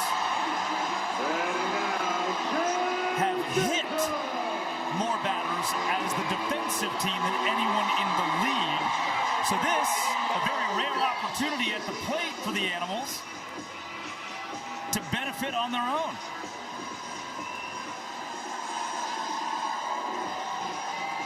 Strip flips for the black and pink. And now the inning-winning point stands at home plate in Chase Acuff. That was only the 15th party animal hit this year. That's the lowest in the sport, still by a dozen. Yeah. Running at first base for the party animals, Mark Nanners. They're like me when I got to kid pitch. Every now and then you just jump out of the box. That ball's coming pretty fast, guys. That was a ball magnet. Were you really? Oh, yeah. Crowd the plate. That was much like the Loco Beach Coconuts, plunked 49 times rather this year. So far, pretty impressive across 37 games. Chase Acuff, a really impressive weekend. 2 home runs already. He was the difference in the second inning, and now he's the difference in the 5th.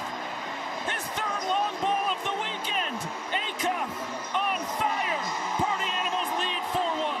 Chosen hit his first home run of the season last night. He now has 3 on the year, all 3 coming in these 2 games in Autzen Stadium.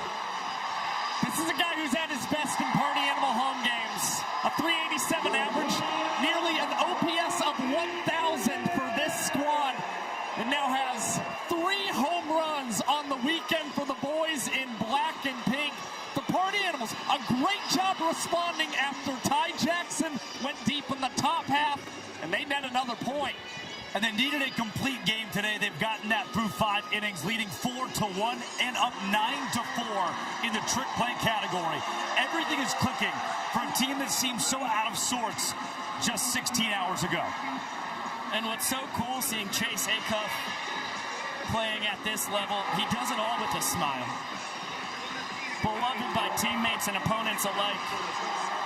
The St. Petersburg, Florida kid, here in his 4th World Tour, scorching hot. Shall we shout, gentlemen? I would like to.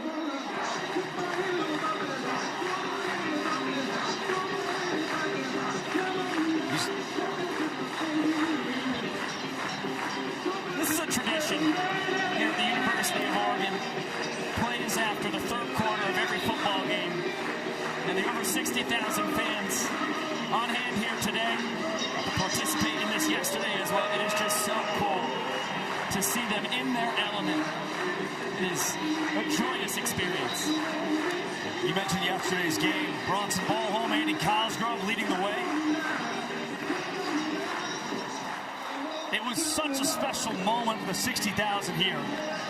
When we all met in the writer's room today to build the script for the Party Animals and Savannah Bananas from an entertainment standpoint, we had to get Shout back in there. And I said, what about a mid-inning promotion? Let's make it longer, bigger. The fans loved it so much. And again, you see instant participation from the Autzen faithful. This is one of the great college football fan bases in America. We've been to a lot of collegiate venues, but my goodness, these folks love their Oregon Ducks and they love bananaball. And last night it was a pretty cool homage to Animal House as well, built here in Oregon. So all the Party Animals and togas, and I gotta say, Andy Cosgrove in much better physical form than John Belushi back then. Wait, we gotta wait a minute, Josh. You've been real good to me, Josh. By the way, we're playing bananaball, and we're bringing in the aforementioned Andy Cosgrove. Andy, how special is it to be a part of this madness? Listen, I don't know what's going on out here. This is ridiculous. We are in the middle of the inning.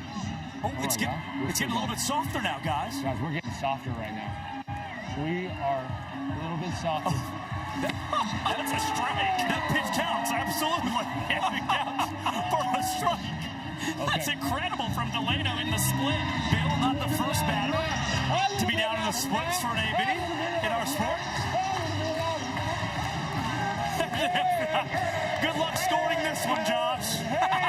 Both teams have taken the field defensively.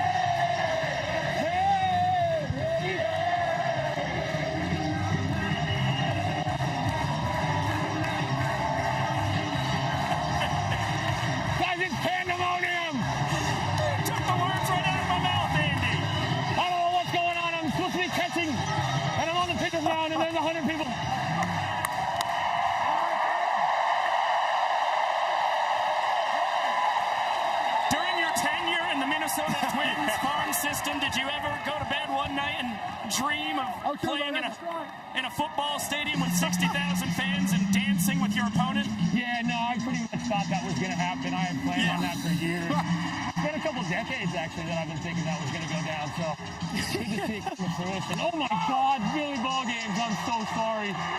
Oh, no, Billy. That's off the hand. At least it was a spinner, not a heater. Yo, go, Bubba. Sorry, dude. Good luck down there. That was so sweet of you, Andy. I'm not normally that nice. I mean, you didn't throw the pitch. You didn't have to be that kind to him. Yeah, but, you know, it's Billy Ball Games. He's a pretty good guy. Now, when he calls a 3-2 changeup in my last at-bat, and it's a really good one, I don't like him then, but so maybe I should have been a little ruder there.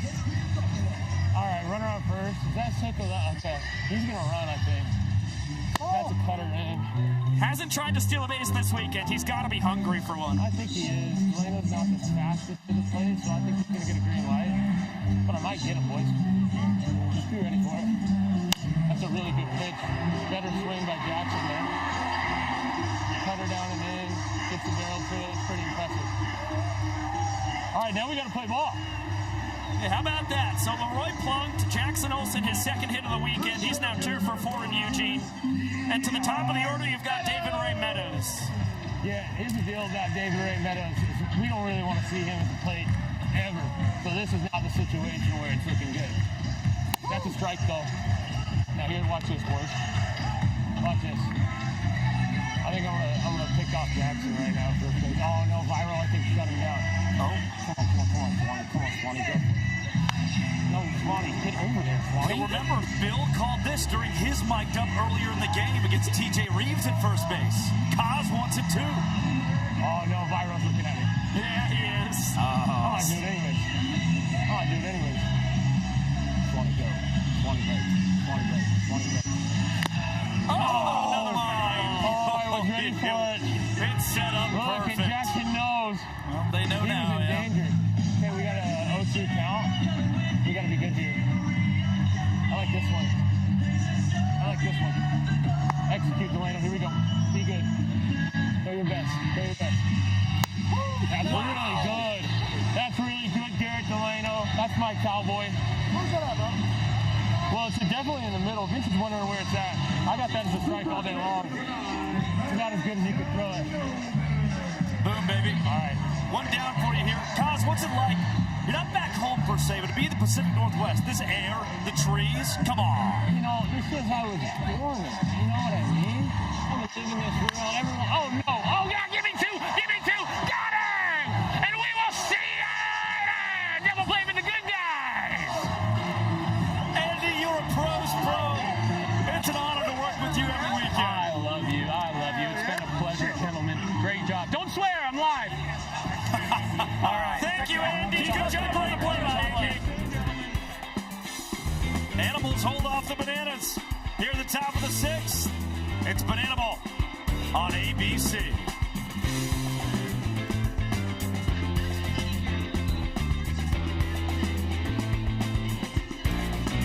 We will be right back after this message. All right, from our ABC stations.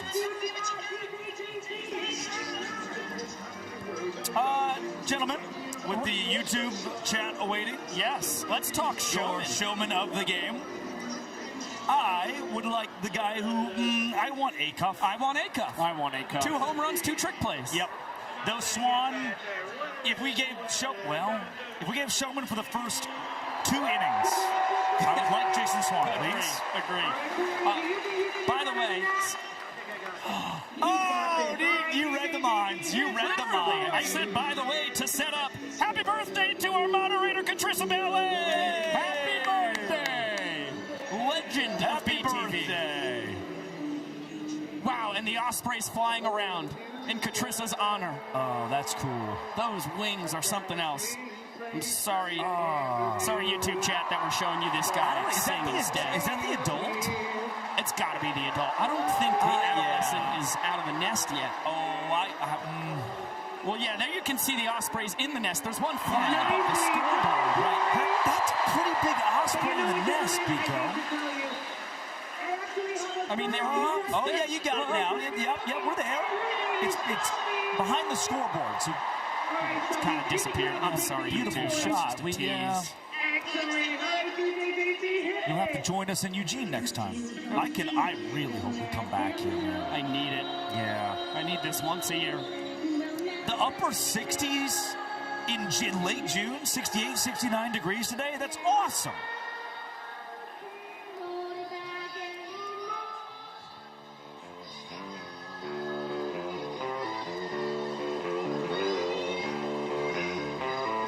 Beautiful Eugene, Oregon.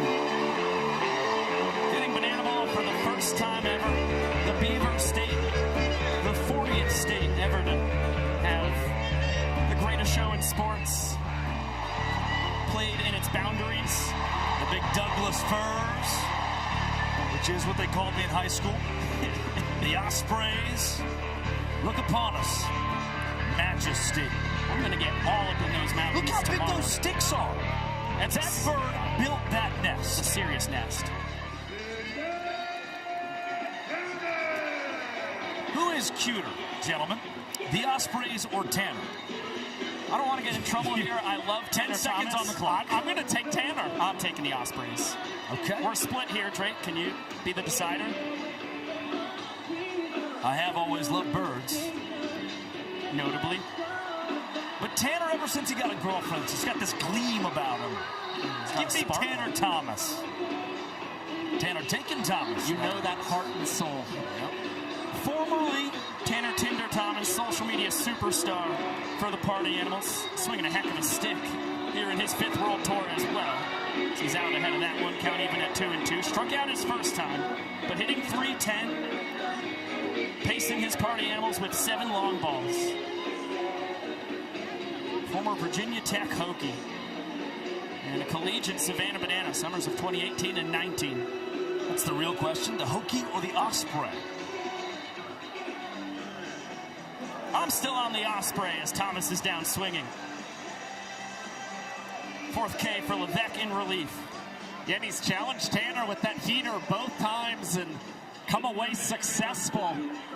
Now things turned over to Dustin Baber in time for a Party Animals tradition in every game. Get ready to time it, Josh. Looking for sub 4-second beer chug here from Dustin Baber. Get the watch ready. We're on 3 Mississippis. 3.9 seconds. No spillage for Dustin Baber. You mentioned it earlier, Talevsky. They filmed the Animal House here. You can say, hey, maybe Dustin Baber did that as an homage to it, as a hello to Oregon, but no. Once a game, every game. Normally his 3rd plate appearance when he's on the visiting team. The Party Animals, the hosts of the Bananas here in Eugene, so he does it his 2nd trip to the dish. Went down swinging against Levesque back in the 3rd. And here Kyle Jackson fighting through his teammates, the mascots, chairs, there to make the catch. Chaotic scene outside the Bananas dugout. And perhaps if he has a little more room, you could see a trick play in foul territory. But again, the long ball has hurt the Bananas pitching staff so much today. They're not going to try and mess around. They're just going to make sure that they can record the outs as quickly as possible and keep some zeros on the board. And I like the decision to keep Levesque in here against the back half of the lineup, 7 through 10. Those guys, the Party Animals, are now just 1 for 6 with 3 strikeouts against Tristan. Fisher singled off of Levesque. And rolls this one over to Alex Eagler. Fielded backwards between the legs. Nice PFP with Tristan Levesque. Trick play for Ziggy. A 1-2-3 inning, much needed for the Savannah Bananas. Thrown by their southpaw. Party Animals still lead 4-1 with 3 innings to play. Bananaball here on ABC.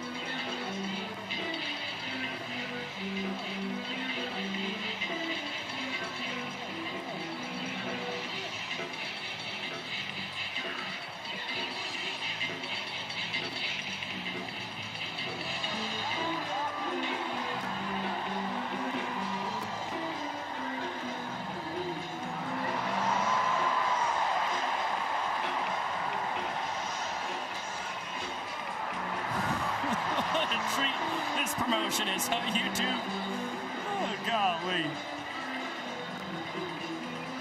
Fluff and Rat Bob.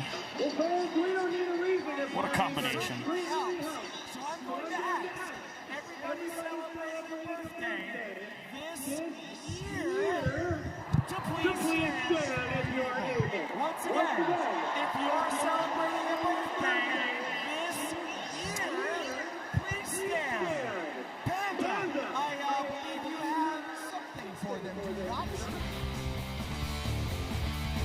Welcome back to Bananaball live on ABC. Let's take a look at tonight's smooth plays brought to you by Tropical Smoothie Cafe. Started first play of the ball game. Chase Acuff and Jason Swan a double trick play. Bloomer in on the action. The backflip catch from Robert Anthony Cruz, and then Mikey Ballard, the left fielder, moved into the infield with the wacky dimensions here in Autzen Stadium. A pair of trick plays up the middle. Meadows and Alexiadis getting in on some double trick play action for the Bananas. DR whipping it behind the back. That was his 50th trick play of the year to lead all outfielders, and Dustin Baber, a pair at second base for the Party Animals as they lead 9-5 in trick plays. The equalizer point is only attainable for the visiting team. They need more trick plays than the home team going into the final inning to get that point. And the Party Animals last weekend, 3 home games against the Texas Tailgaters, has a hot start and a single for the Savannah Bananas here from Dan Oberst to open the 7th inning. 3 games as the home team in Nashville, Tennessee. The Animals lost the equalizer in all 3 games, but won each of those contests in a sweep. Here against the Savannah Bananas, up 9-5, trying to hold off that equalizer point for the second consecutive day. With Brady Keiss, the big southpaw, now on the mound. JT Sokolov dances off of first. KJ, the cleanup man. And ahead 3 balls, no strikes. Bananas need some offense. They need it fast. Kai's first man out of the pen for the Party Animals. Their 4th round draft pick. It's his 3rd year with the team. And that is going to be ball 4. Sokolov, great wheels, is going to make it all the way to 3rd. KJ trying for 2 bases. He pays the iron price. Superb sprint defense. Party Animals get it to every fielder behind the pitcher and catcher in short order. You can transition that banana ball in 7 seconds or less. Challenge. It's a good chance you're going to get him at second base, and it is Kyle Jackson looking from a challenge for the fans. Oh, no, the fans will challenge. The fans already used their challenge. The Bananas. The Bananas. Bill Leroy, you'll recall. So Jesse Cole had walked out to make a statement to the stadium. And in the middle of that, the fans said, let's do it. Because KJ was waving aggressively toward the stand saying, come on, challenge, please, challenge. He was refusing to leave the bag until the fans intervened. It's the crew chief, Jake Moore, who made the out call at second. Fellow umpires need to see clear evidence that the call was incorrect. Yeah, to note, Moore will not be a part of this review. The rest of the crew will meet, including Vincent Chapman, a monitor down on the field. It says bang, bang as it comes. Yeah, I'm not seeing a lot to overturn this one. Neither am I. It's got to be clear as day. If anything was going to flip it, I'd say it's probably this angle right here. I don't think this call could be overturned. Neither do I. Now I'm gobsmacked that the Bananas used their challenge back in the 2nd inning on that attempted pickoff of TJ Reeves. Again, it was Bill Leroy mic'd up, prompting aggressively the dugout to challenge, and they did. I just assumed it was the fans because it was such a foolish use. And now here comes Mike Vivacis and Tyler Gillum to talk to the umpiring crew as well as Zach Franchelo.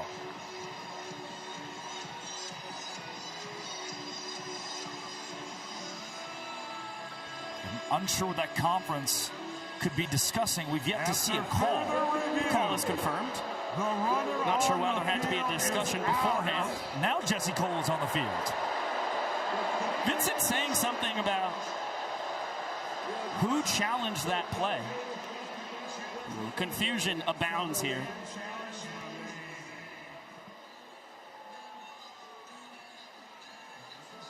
All right, well, here's Jesse. Coming to bat. He played 14 years in the big leagues and an MLB All-Star and born and raised right here in Oregon. Please welcome Jed Lowry.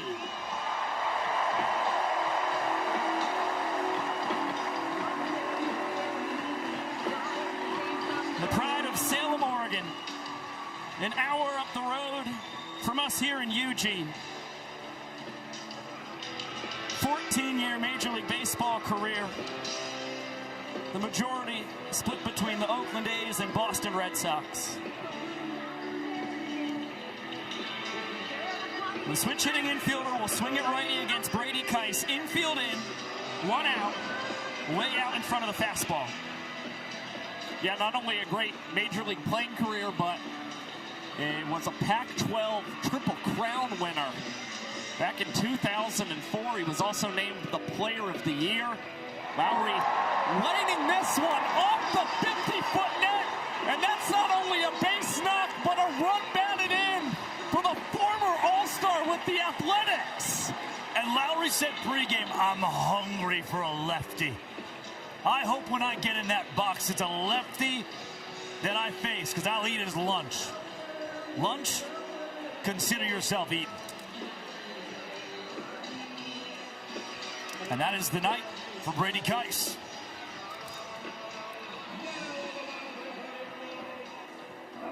So Lowry, a heck of a banana ball debut. He's got himself a single and a steak to go with it. As Dalton Ponce will take over for Keiss. Ponce here in his 3rd World Tour. Fontana, California native. It's absolutely nasty stuff. It's been an up and down campaign, though, for the hurler, as Alexiadis finds a hole, bounces that one off the wall and right, and Lowry retreating back to second, barely ahead of the tag from Baber. It's Chase Acuff, the shortstop, out to make the play, perfect throw. Party Animals are going to challenge.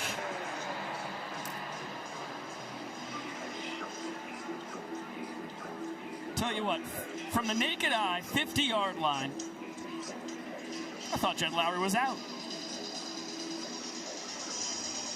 But did Baber get the tag on the foot? That's the question.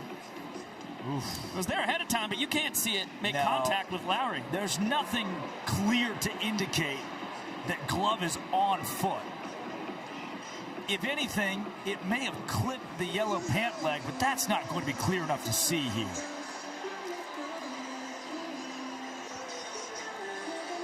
Oh, this call is going to stand. It has to. Again, a shoelace, an aglet, if anything. And that's just not clear enough. Would that be the end of a shoelace? That's correct. That's the plastic piece. Plastic tip. Aglet Factory in Valonia, Arkansas. Of course. It's very notable. Yep. The world's largest import of aglets. Comes out of the 501. Great Jeopardy question answer right there. 1 run is home. Jed Lowry up to second base. Reese Alexiadis on first. Ty Jackson. A ball four sprint his first time. A solo home run back in the 5th. Whoa! It's happening again. 2 additional fielders sprint out with the Party Animals. And once again, they seem intent on dancing. It's worth noting Keiss and Tellier, the backup dancers, are not legal fielders. If a ball is hit their direction, they have to take evasive maneuvers here. If it hits them, they're part of the field? Yes, correct. No doubt. Fastball misses as Lealios and Tellier flee. Cosgrove popped up to back pick against Alexiadis at first. He couldn't. He was going to hit Lealios. His two comrades were running back the dugout. He would have nailed one of them. 1-1. Big swing and a miss. The Ty Jackson solo home run in the 5th inning was not enough to win the frame. So insurance here is so important for the Bananas. The 2-run homer by Chase Acuff in the bottom half put the point in the books for the Party Animals. Massive 2-2 coming here from Ponce. Gets the K. Beautiful slider to strike out Ty Jackson. Really good jump from Dalton Ponce there, and now it looks as though he'll face an old nemesis. Now coming to hit the world's tallest batter, Dakota Stilts Albritton.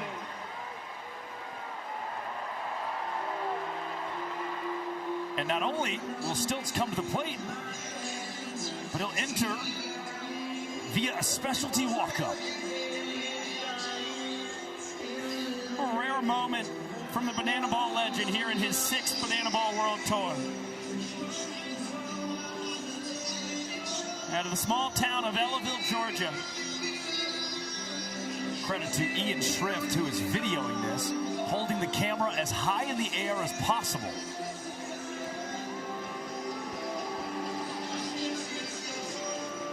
What a view. Now, the song is not entirely accurate. He's 10 feet 11 inches tall. I was told 10'9" pregame. What happened? He had some of that ant water. Just a couple days in the nature here in Eugene. Now, if he ever was to hit his first career bananaball home run, by the way, that fastball was low, everybody. It would be here against Dalton Ponce. And these are serious rivals. It's a very historic matchup, but Stilts is 3 for his last 5 in his career against Dalton Ponce. And lines this one off the glove of Bryson Bloomer.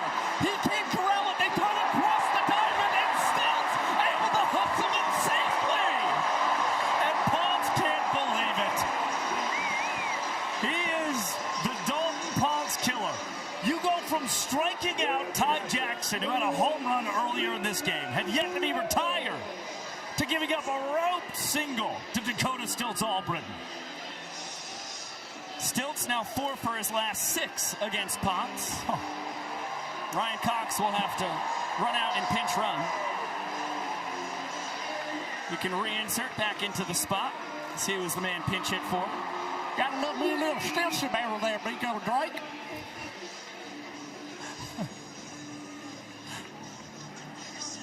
Had Stilts on the mic there for a second. Incredible technology we have. Great take there by Bill Leroy. Had 2 balls, no strikes. Bases are chucked with 2 outs. And now 3-0. Bill, a 2-run homer was the difference back in the 3rd inning. He was plunked a frame ago. Swinging on the 3-0. Could foul out to the fans here, but the ball is not caught.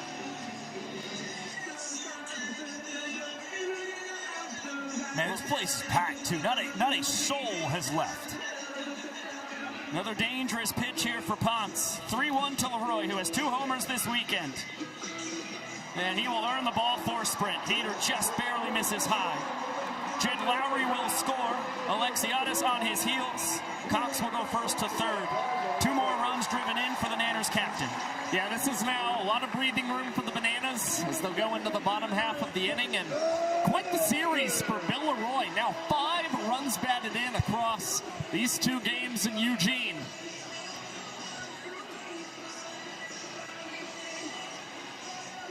Jackson Olsen hungry for more. One of Ponce's very close friends here on the Savannah Bananas. Constant collaborators on the social medias. Yeah.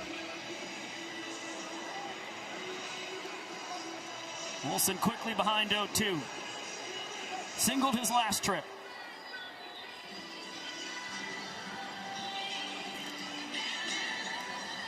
Easy take. Now Ponce can get the out here. The Animals know what's stacked against them going to the bottom of 7. Leroy is going to steal second base. He's a perfect 3 for 3 on the year. And Dalton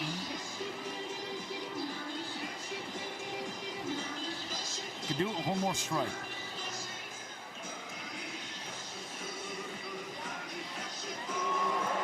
Catapulted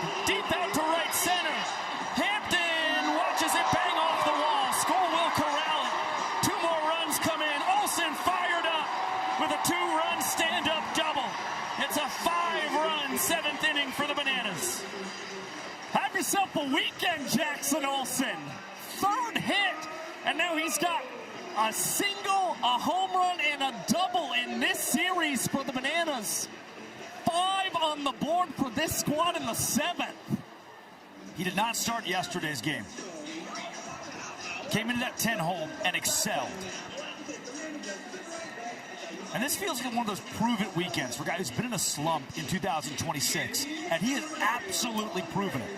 Jackson Olsen's red hot. Turns the Bananas lineup over as DR Meadows can't connect on the big looping curveball from Dalton Ponce. DR, the 9th Nanner to swing it here in the 7th. Yeah, the Bananas, as you mentioned, this will be the 4th time through the lineup. The Party Animals have yet to complete 2 rotations through their lineup in this game. All those walk-offs. It's the give and take of being the home team in bananaball. Party Animals only had 2 guys come to the plate in the 1st and 5th innings because of the walk-off home runs. Big time take there for Meadows. Runs the count full. You like this Dalton Ponce, Orlando Bloom, Jack Sparrow thing he's got going on? I like the facial hair. Yeah. It's got an intimidation factor to it. Yeah, talking to him in the hotel, he said it was giving him some new mojo on the pitcher's mound. He said not only had some of these bullpen games, but the new stuff he was doing with his facial hair was really helping him feel like he was dialed back in as Meadows lifts this one high in the air, and that one is going to clear the netting. 3rd home run of the season for DR Meadows and the Bananas with a rout here in the 7th inning. 7 in the 7th.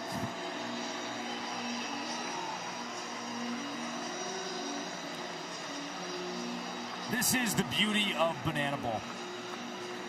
A 6-run inning for the Savannah Bananas. Where on your normal baseball game on a Tuesday afternoon, those 6 runs can be punishing for the opposing team. But it will equate very likely to just 1 point for these Savannah Bananas.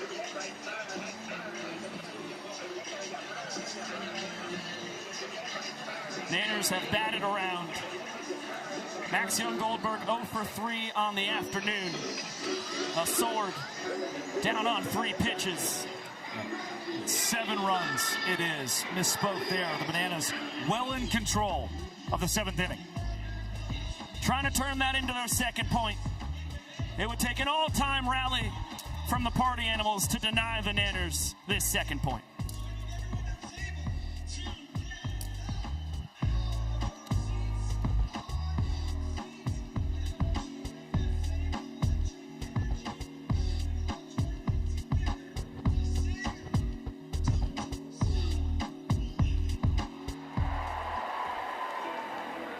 Just a small town girl living in a lonely world. She took the midnight train going anywhere.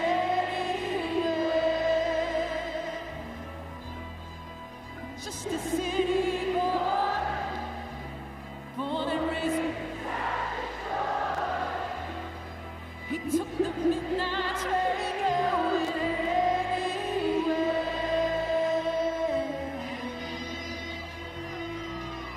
Eugene, you're looking great with those hands up. Let's keep it going. Side to side.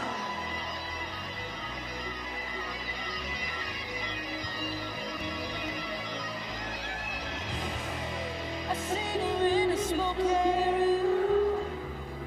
The smell of wine and for a smile they can share the night. It goes on and on and on and on. Stranger waiting up and down the boulevard, their shadows searching in the night. So don't stop. Hold on to that feeling.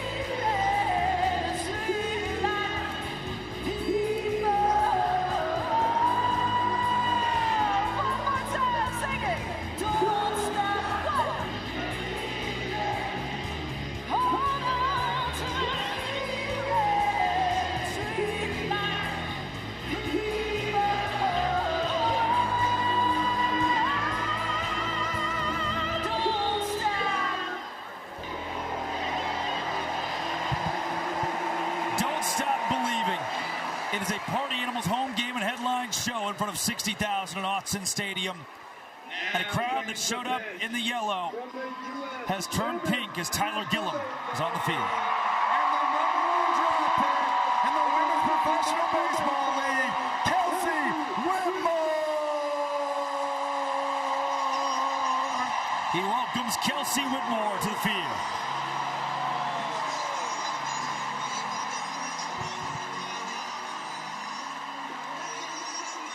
One of the most talented and hard-working women in the history of baseball, Kelsey Whitmore, has been on the national team since she was first eligible to make the roster when she was 16 years old.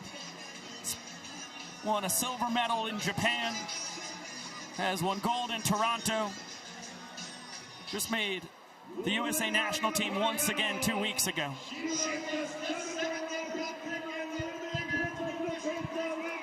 Oh, and she will face a legend in her own right,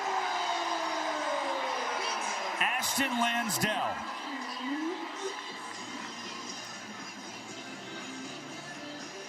Ashton, a former collegiate softball player at Florida International and Ole Miss, making the College World Series in Oklahoma City. Searching for her first hit here in 2026. Yeah, she was the youngest player on the USA national team when she made the roster in 2018 at 17 years old. Wastes no time. First pitch from her national teammate. Hot shot through the 6-hole. Lansdell aboard. Party Animals chasing 7 runs here in the home half of the 7th inning. Just a great swing from Ashton Lansdell. She got to celebrate as she was going down the first base line. And of course, sizable gap right now in this inning between the Bananas and Party Animals, but Lansdell trying to do something to close it. Yeah, Lansdell and Whitmore, rivals here in Bananaball. They'll be rivals in the WPBL as well. Oh, and wow, they just swapped the ball out. They're going to give Ashton Lansdell that ball for her hit today. On a hop, Cruz to Cox. Not in time for 2. But a fielder's choice as the Bananas employing their rover. Cox, the left fielder. As it's only 190 feet to the left field pole, they've got him up the middle. Able to get the lead runner. An important first out as the Bananas want to make sure things don't get crazy here in the bottom of the 7th.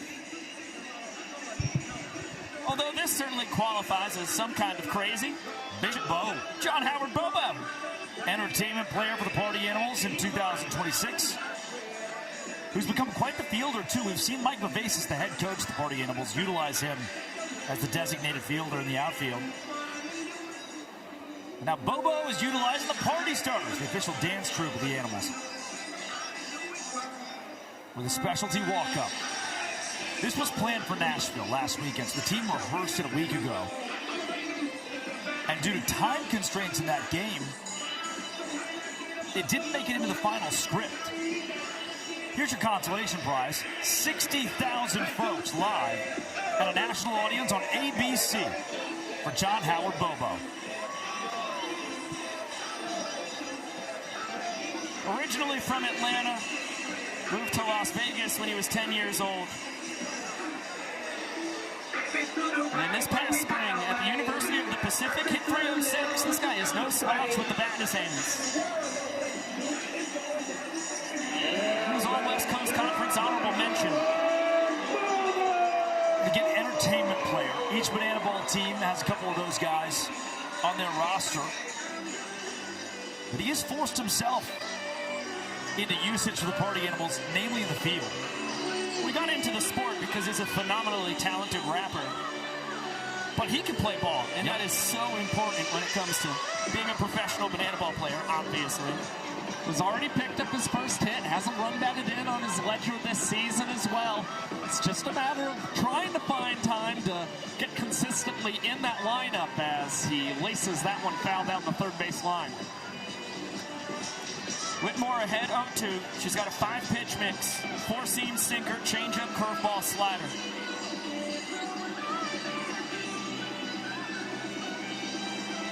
And Bobo leaves the breaking ball lone away. Keep an eye on that clock. 13 minutes and 40 seconds.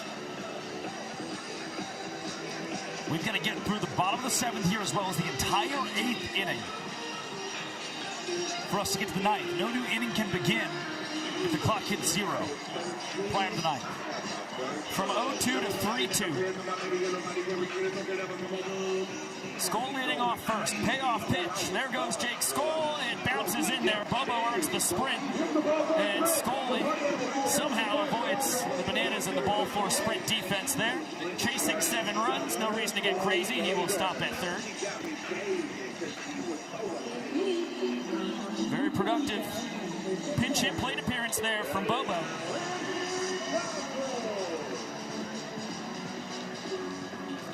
Party Animals just in the business of base runners. Want to keep the carousel spinning.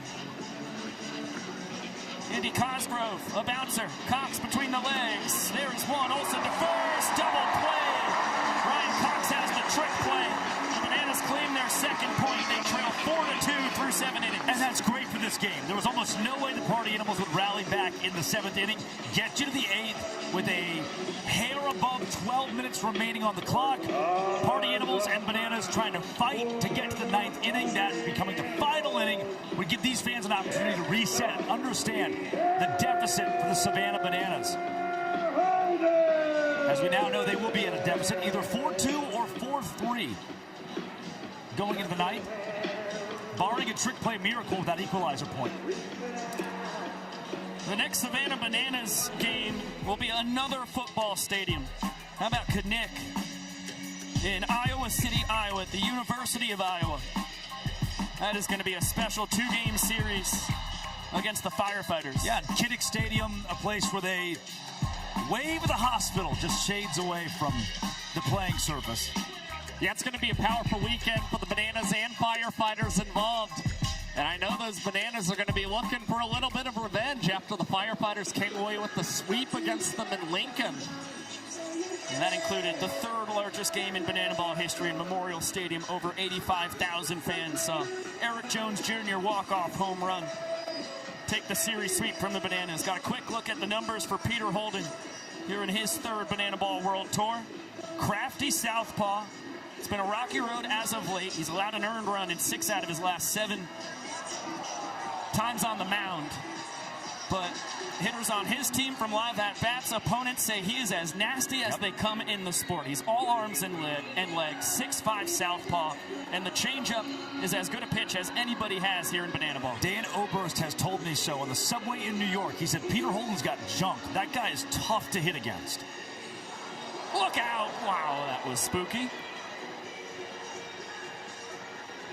Oberst 1 for 3 so far today. It's 3, 4, and 5. Big boppers here in the Bananas lineup. Top of the 8th inning. As he cues this one, Holden off the mound, throws off line, and it'll go all the way to Noah Fisher out in right field, an extra 90 feet for Dan Oberst. The official scoring decision on that. Yeah, signal and an error there for Oberst. Running well. Appeared he was going to be safe regardless, and then Holden just sailing that throw over the head of Jason Swan. But let's not forget, nobody has more pickoffs this season than Pistol Pete. Even though you've got a guy at second base, Peter Holden, he won't be afraid to check on guys. Picked off 6 runners so far this year. Across 20 appearances. Now Kyle Jackson. As the clock is under 9.5 minutes, we saw the 2-hour timer run out in the 8th inning last night. Each team scored 3 runs. Those turned into points. Bananas won the game 6-3. Yeah, Peter needs outs. He needs outs fast. JT Sokolov, the Bananas designated runner, dancing off second. As this one is pounded into the turf. Jason Swan flipping it to himself, tipping it off the glove. No trick play is the ruling. Ball doesn't leave hand as he's going with the transfer there. That's where the issue lies. So no trick play credited to Swan.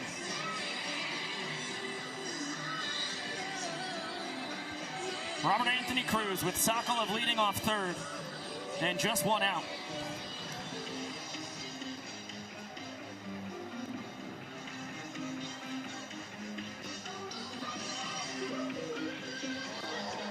Chance for the fans. They have not caught a foul ball for an out so far today. They only made one catch for an out yesterday. And one against Ty Jackson, who's currently in the hole. Holden! He has it, wheels and fires to first in time. What a play by the big southpaw. Saves a run for now.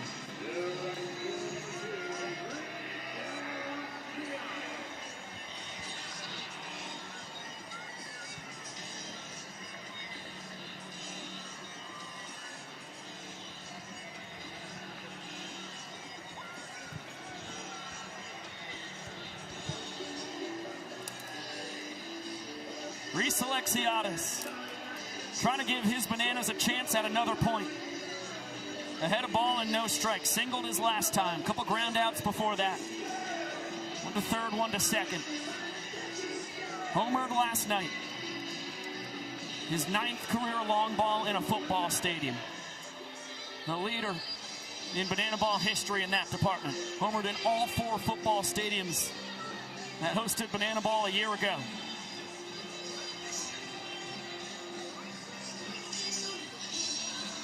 3-1 pitch coming. A reminder, ball 4 will score a run, so Holden's got to get this in the zone. Alexiadis to center field. Jake Skoll. Tip drill. Dustin Baber will catch it the old-fashioned way. Skoll gets the trick play. Party Animals up to 10 on the afternoon. And a margin of 5. The Bananas would need 6 trick plays in the bottom half of this inning to earn the equalizer point. And still, the Party Animals and Bananas moving very quickly. 6 minutes and 37 seconds remaining here on the clock. Again, if that expires the bottom of the 8th, this is the final inning, and the Party Animals will win the game. With that in mind, both of these teams want to move quickly and get us to the 9th inning as Forrest Gump has returned. This is shades of Nashville. Party Animals had won the first 2 games of the series against the Texas Tailgaters, the top team in the sport at the time. Right now they share first place with the Bananas. Yep, fair enough. Forrest Gump makes sense to me. Earlier in the game, he had been a part of the Forrest Gump promotion. Finding today's Forrest Gump runner of the game. And now he returns 4 innings later. Yeah, to finish up, the Party Animals had a 2-1 lead in the bottom of the 8th inning. They got to the plate quickly. They hacked. They got the game to the 9th. Nearly lost it. Taylor Justice 3-run homer. They were down 4-2. Rallied back to win 5-4. And now they swing it against Danny Hosley, the best closer in the history of the sport. That 1.42 ERA is the best in banana ball here in 2026. And his 33 strikeouts to just 3 ball 4 sprints earned the best ratio by a long shot. Yeah, you see a 3-minute 34-second MPI. That is 3rd best in the Banana Ball Championship League. This is the only man in Banana Ball with an earned run average below 2 this season. Good for an ERA plus over 400, indicating he has been 4 times better than the tour average arm. And opponents betting just 206 against Hosley, but these Party Animals have given him the most headaches. They've got a 348 mark against Haas. It was the Party Animals with TJ Reeves starting the rally back in Truist Park in the home of the Atlanta Braves in Atlanta. I think that is pretty obvious, though, isn't it? Double trick play? Yeah, he had a single double trick play there. Bananas. Yep. Now that 3 away. Could come into play. They need 4 for the equalizer point. It was Reeves and Jason Swan combined talents to stop Danny Hosley at 28 1/3 consecutive innings without an earned run. A Reeves single, Mark Smith pinch ran for him, and Swan the walk-off double. TJ today a single and a hit by pitch. He scored twice. Down swinging. Fastball gets the job done. And with the equalizer, again, as a big piece of this 8th inning conversation, a strikeout there. is not the worst result for the Party Animals. It negates a trick play opportunity for the Savannah Bananas. Yeah, no chance for the Bananas to claim the equalizer now as Chase Acuff muscles this one deep out to right. Alexiadis behind the end zone makes the catch. And with more than 3 minutes remaining on the 2-hour timer, we get to the 9th. It will be a 4-2 Party Animals lead as we head to our final inning where every run scored counts as a point.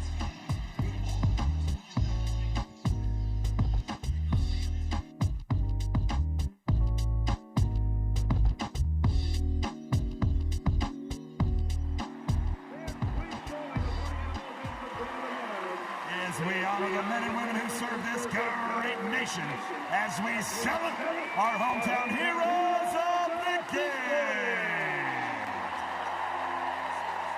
We thank you for your service and commitment to our great country. To our police officers, to our firefighters, to our nurses, to our EMS workers, to our dispatchers, and to our school teachers! The Party Animals and Banana say thank you.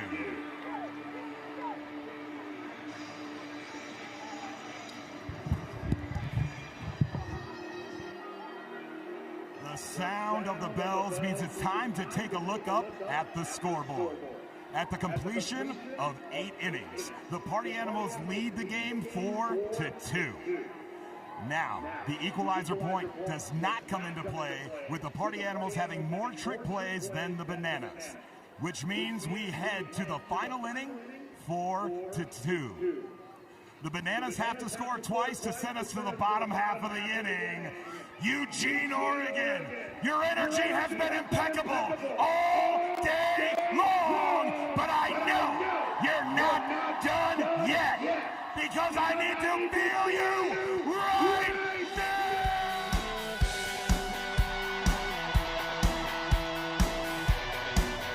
Welcome back to Bananaball Live on ESPN. We have reached our final frame. It's the top of the 9th inning. The Savannah Bananas trail the Party Animals 4-2.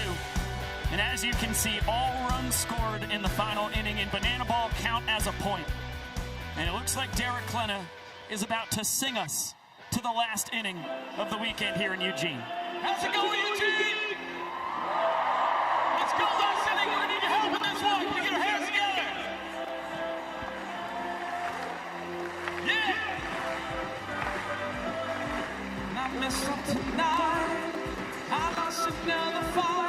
Lost to myself, but I just start again. Keep falling down. Keep on hitting the ground. I always get a nice seriousness. Birds don't just fly.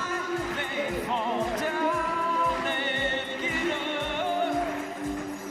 Your body learns without getting it wrong.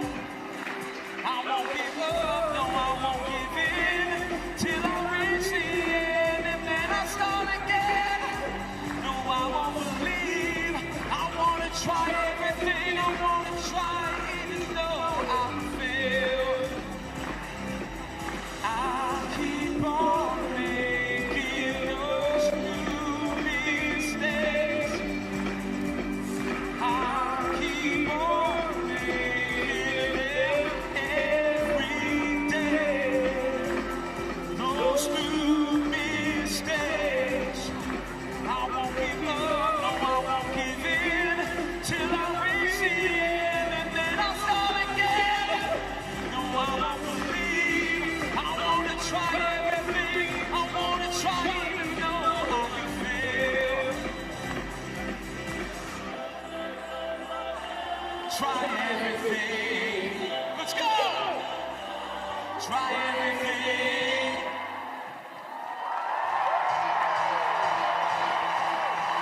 Blessed to have the Broadway talents of Derek Klena, to sing and dance us to the 9th inning. It's going to be 7, 8, and 9 in the Bananas lineup. Ty Jackson, Ryan Cox, Bill Leroy due to swing it. Jackson Olsen after that. Bananas still have their golden batter, so they can hit anybody in their lineup once here in the top of the 9th. And they're going to have to do it against Dylan Porter, the kid out of Oakland, California, who started his career here as a Banana summer of 2022. This is his 3rd World Tour with the Party Animals, but there was a break last year. He went to independent professional baseball, now back in the world of Bananaball, and has been stupendous. Love the story of the 6'1", 175-pound righty. Said, mentally, I just needed to get back to me. Took a year away from the game. The Party Animals pick him up in the Bananaball Championship League player draft. And here he is. One pitch, 1 out. Bloomer takes care of Ty Jackson. And look, Dylan Porter, he is the only Party Animals pitcher entering play today with an earned run average below 5 for this squad. He has been incredibly effective, just a .230 opponent's batting average, and he's about to have to go up against the Bananas golden batter today. Hitting in the place of Ryan Cox is the Savannah Bananas golden batter. Please welcome Dan Oberst. No surprise to see the 8-year Banana, Dan Oberst, their designated hitter. 2 for 4 here today. Was 2 for 5 with 2 home runs last night, but his only job here is to reach base. The tying run lurks in the on-deck circle. Big hack and a foul ball. Dylan Porter across his last 6 innings pitched, no runs. No ball, 4 sprints, only 3 hits while striking out 5. Dating back to a series in Tacoma where in 1 inning he gave up 6 earned runs and a loss against the Indianapolis Clowns. He's been incredible since. And that's an outlier on his numbers here this year. Absolutely. And Mike Paveses has talked about how improved this bullpen has been. They were 4 for 15 in their save opportunities. Entering the month of June, they've gone 4 of 6 here in this month alone. A massive improvement. And Dylan Porter trying to continue that trend. Bouncing past the dive of Swan, who slams the turf in frustration. Oberst does his job. His captain, the 9-year Banana, Bill Leroy, will head up to home plate, representing the game's tying run. And this is where these football stadiums truly come into play. Bill Leroy, who hit a home run yesterday and then again today, just needs a 200-foot strike into left field to tie the ball game. Bananas rookie Bryce Grisafi pinch running for Oberst over at first. Leroy, a mighty hack, fouls it straight back. You think he knows it? You think he knows what he's up against with that left field fence right now? Bananas 1 swing away from tying this game. Party Animals, a double play away from winning it and splitting this series.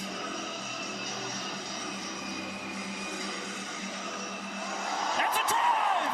Out to left center! Reese Hampton makes the catch! Bananas down to their final out! Over the wall! Reese Hampton with the quick range and the great reaction to get to the banana ball.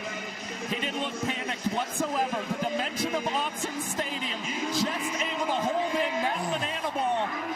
And now it's Jackson Olsen. We've talked about it. He is having a sensational series. Home run, double, single here across the weekend. Looking for one more big swing as he takes strike 1. Wow, pitcher's pitch just catches the outside corner.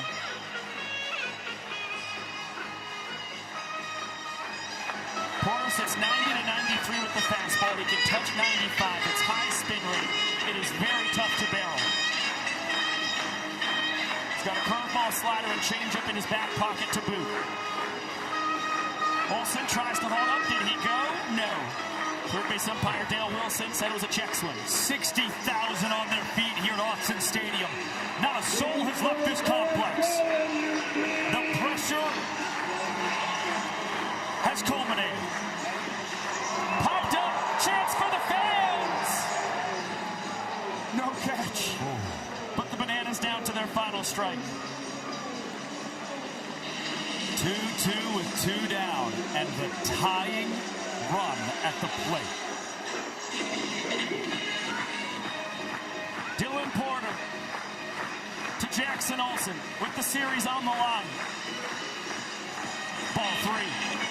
A ball 4 sprint very likely puts runners at the corners here for the Savannah Bananas. At the top of the order on deck, Dion Nanners.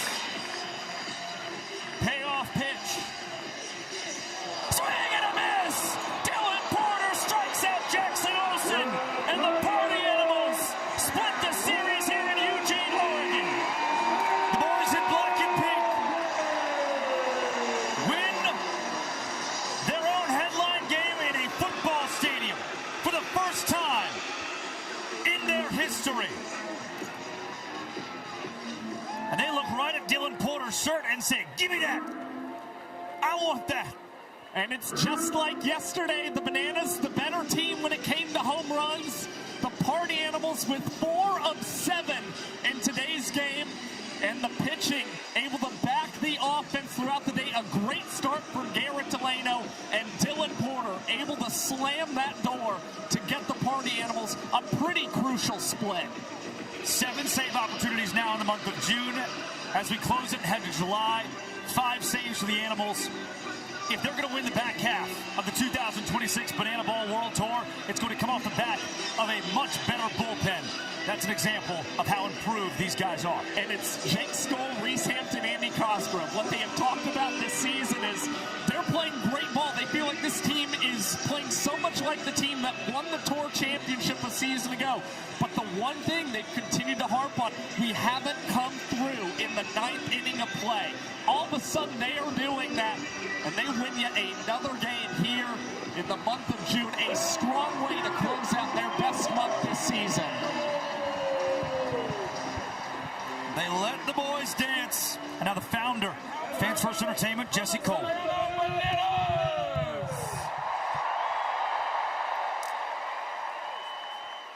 Fans, thank you so much. Tonight, 60,000 fans came together to have fun, enjoy, and I'll tell you, this was one of the most electric crowds we've ever seen on tour.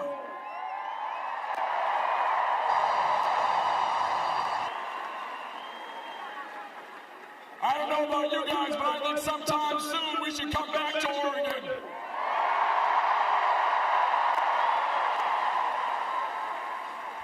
We started this with a simple goal to make baseball fun and put the fans first. And I saw tonight so many people come together. And I'll tell you right now, the world needs more fun, and you brought the fun today.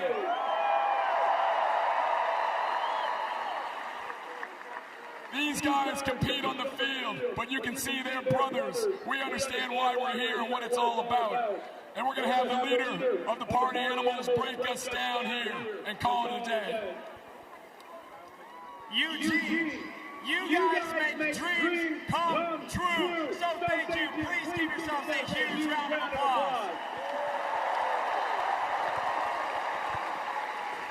Everything we do is together, and it's for you guys. That is what Fans First is all about. So today, all across the stadium, I need everyone's hands held up high. We're going to break it down to Fans First Entertainment because of you guys. We get to do what we love to do. So thank you. This is all for you guys. All right, everybody. Historic weekend here in Eugene, Oregon, as Tanner Thomas finishes up chatting with the full capacity crowd in Autzen Stadium. Are you guys ready?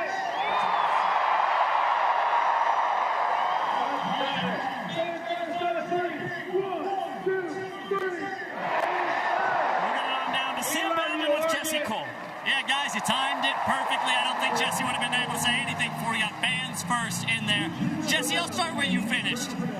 It takes a lot for you to say something like you just did, to say, I think we should come back to Oregon. What provokes that? We've been all over the country the last 5 years, and it's been a crazy, crazy journey. But we came here, 2,800 miles from Savannah, and you felt the love, banana love, party animal love, banana ball love, but more than anything, they just want to be together and bring so much joy, so much fun. This place was absolutely electric. I felt crowds like this very few times in my life, and just to see where we've come from as a small college summer team in Savannah to now playing nationally, million-plus people watching, 60,000 here together. Man, what a journey. And Jesse, you talk about being that small team and coming to a state like Oregon, which takes a lot of work to get to. Was that part of it because you knew these fans have a passion for things that come to them that are willing to say, I'll go to you, you're worth it? When we started this, we wanted to bring the game to the fans, bring the fun to the fans. And, you know, everyone has their team, their local team, but we believe joy, fun, togetherness, it belongs all over this country. And so our goal is that everyone, no matter where you live in this country, you can drive to a bananaball show and have the time of your life. And I'll tell you, I saw it here tonight with 60,000, and I feel it with our fans, and we're having truly the time of our lives right now. Jesse, you left your voice all out there today. You wore a football jersey all weekend. What won't you do for this sport?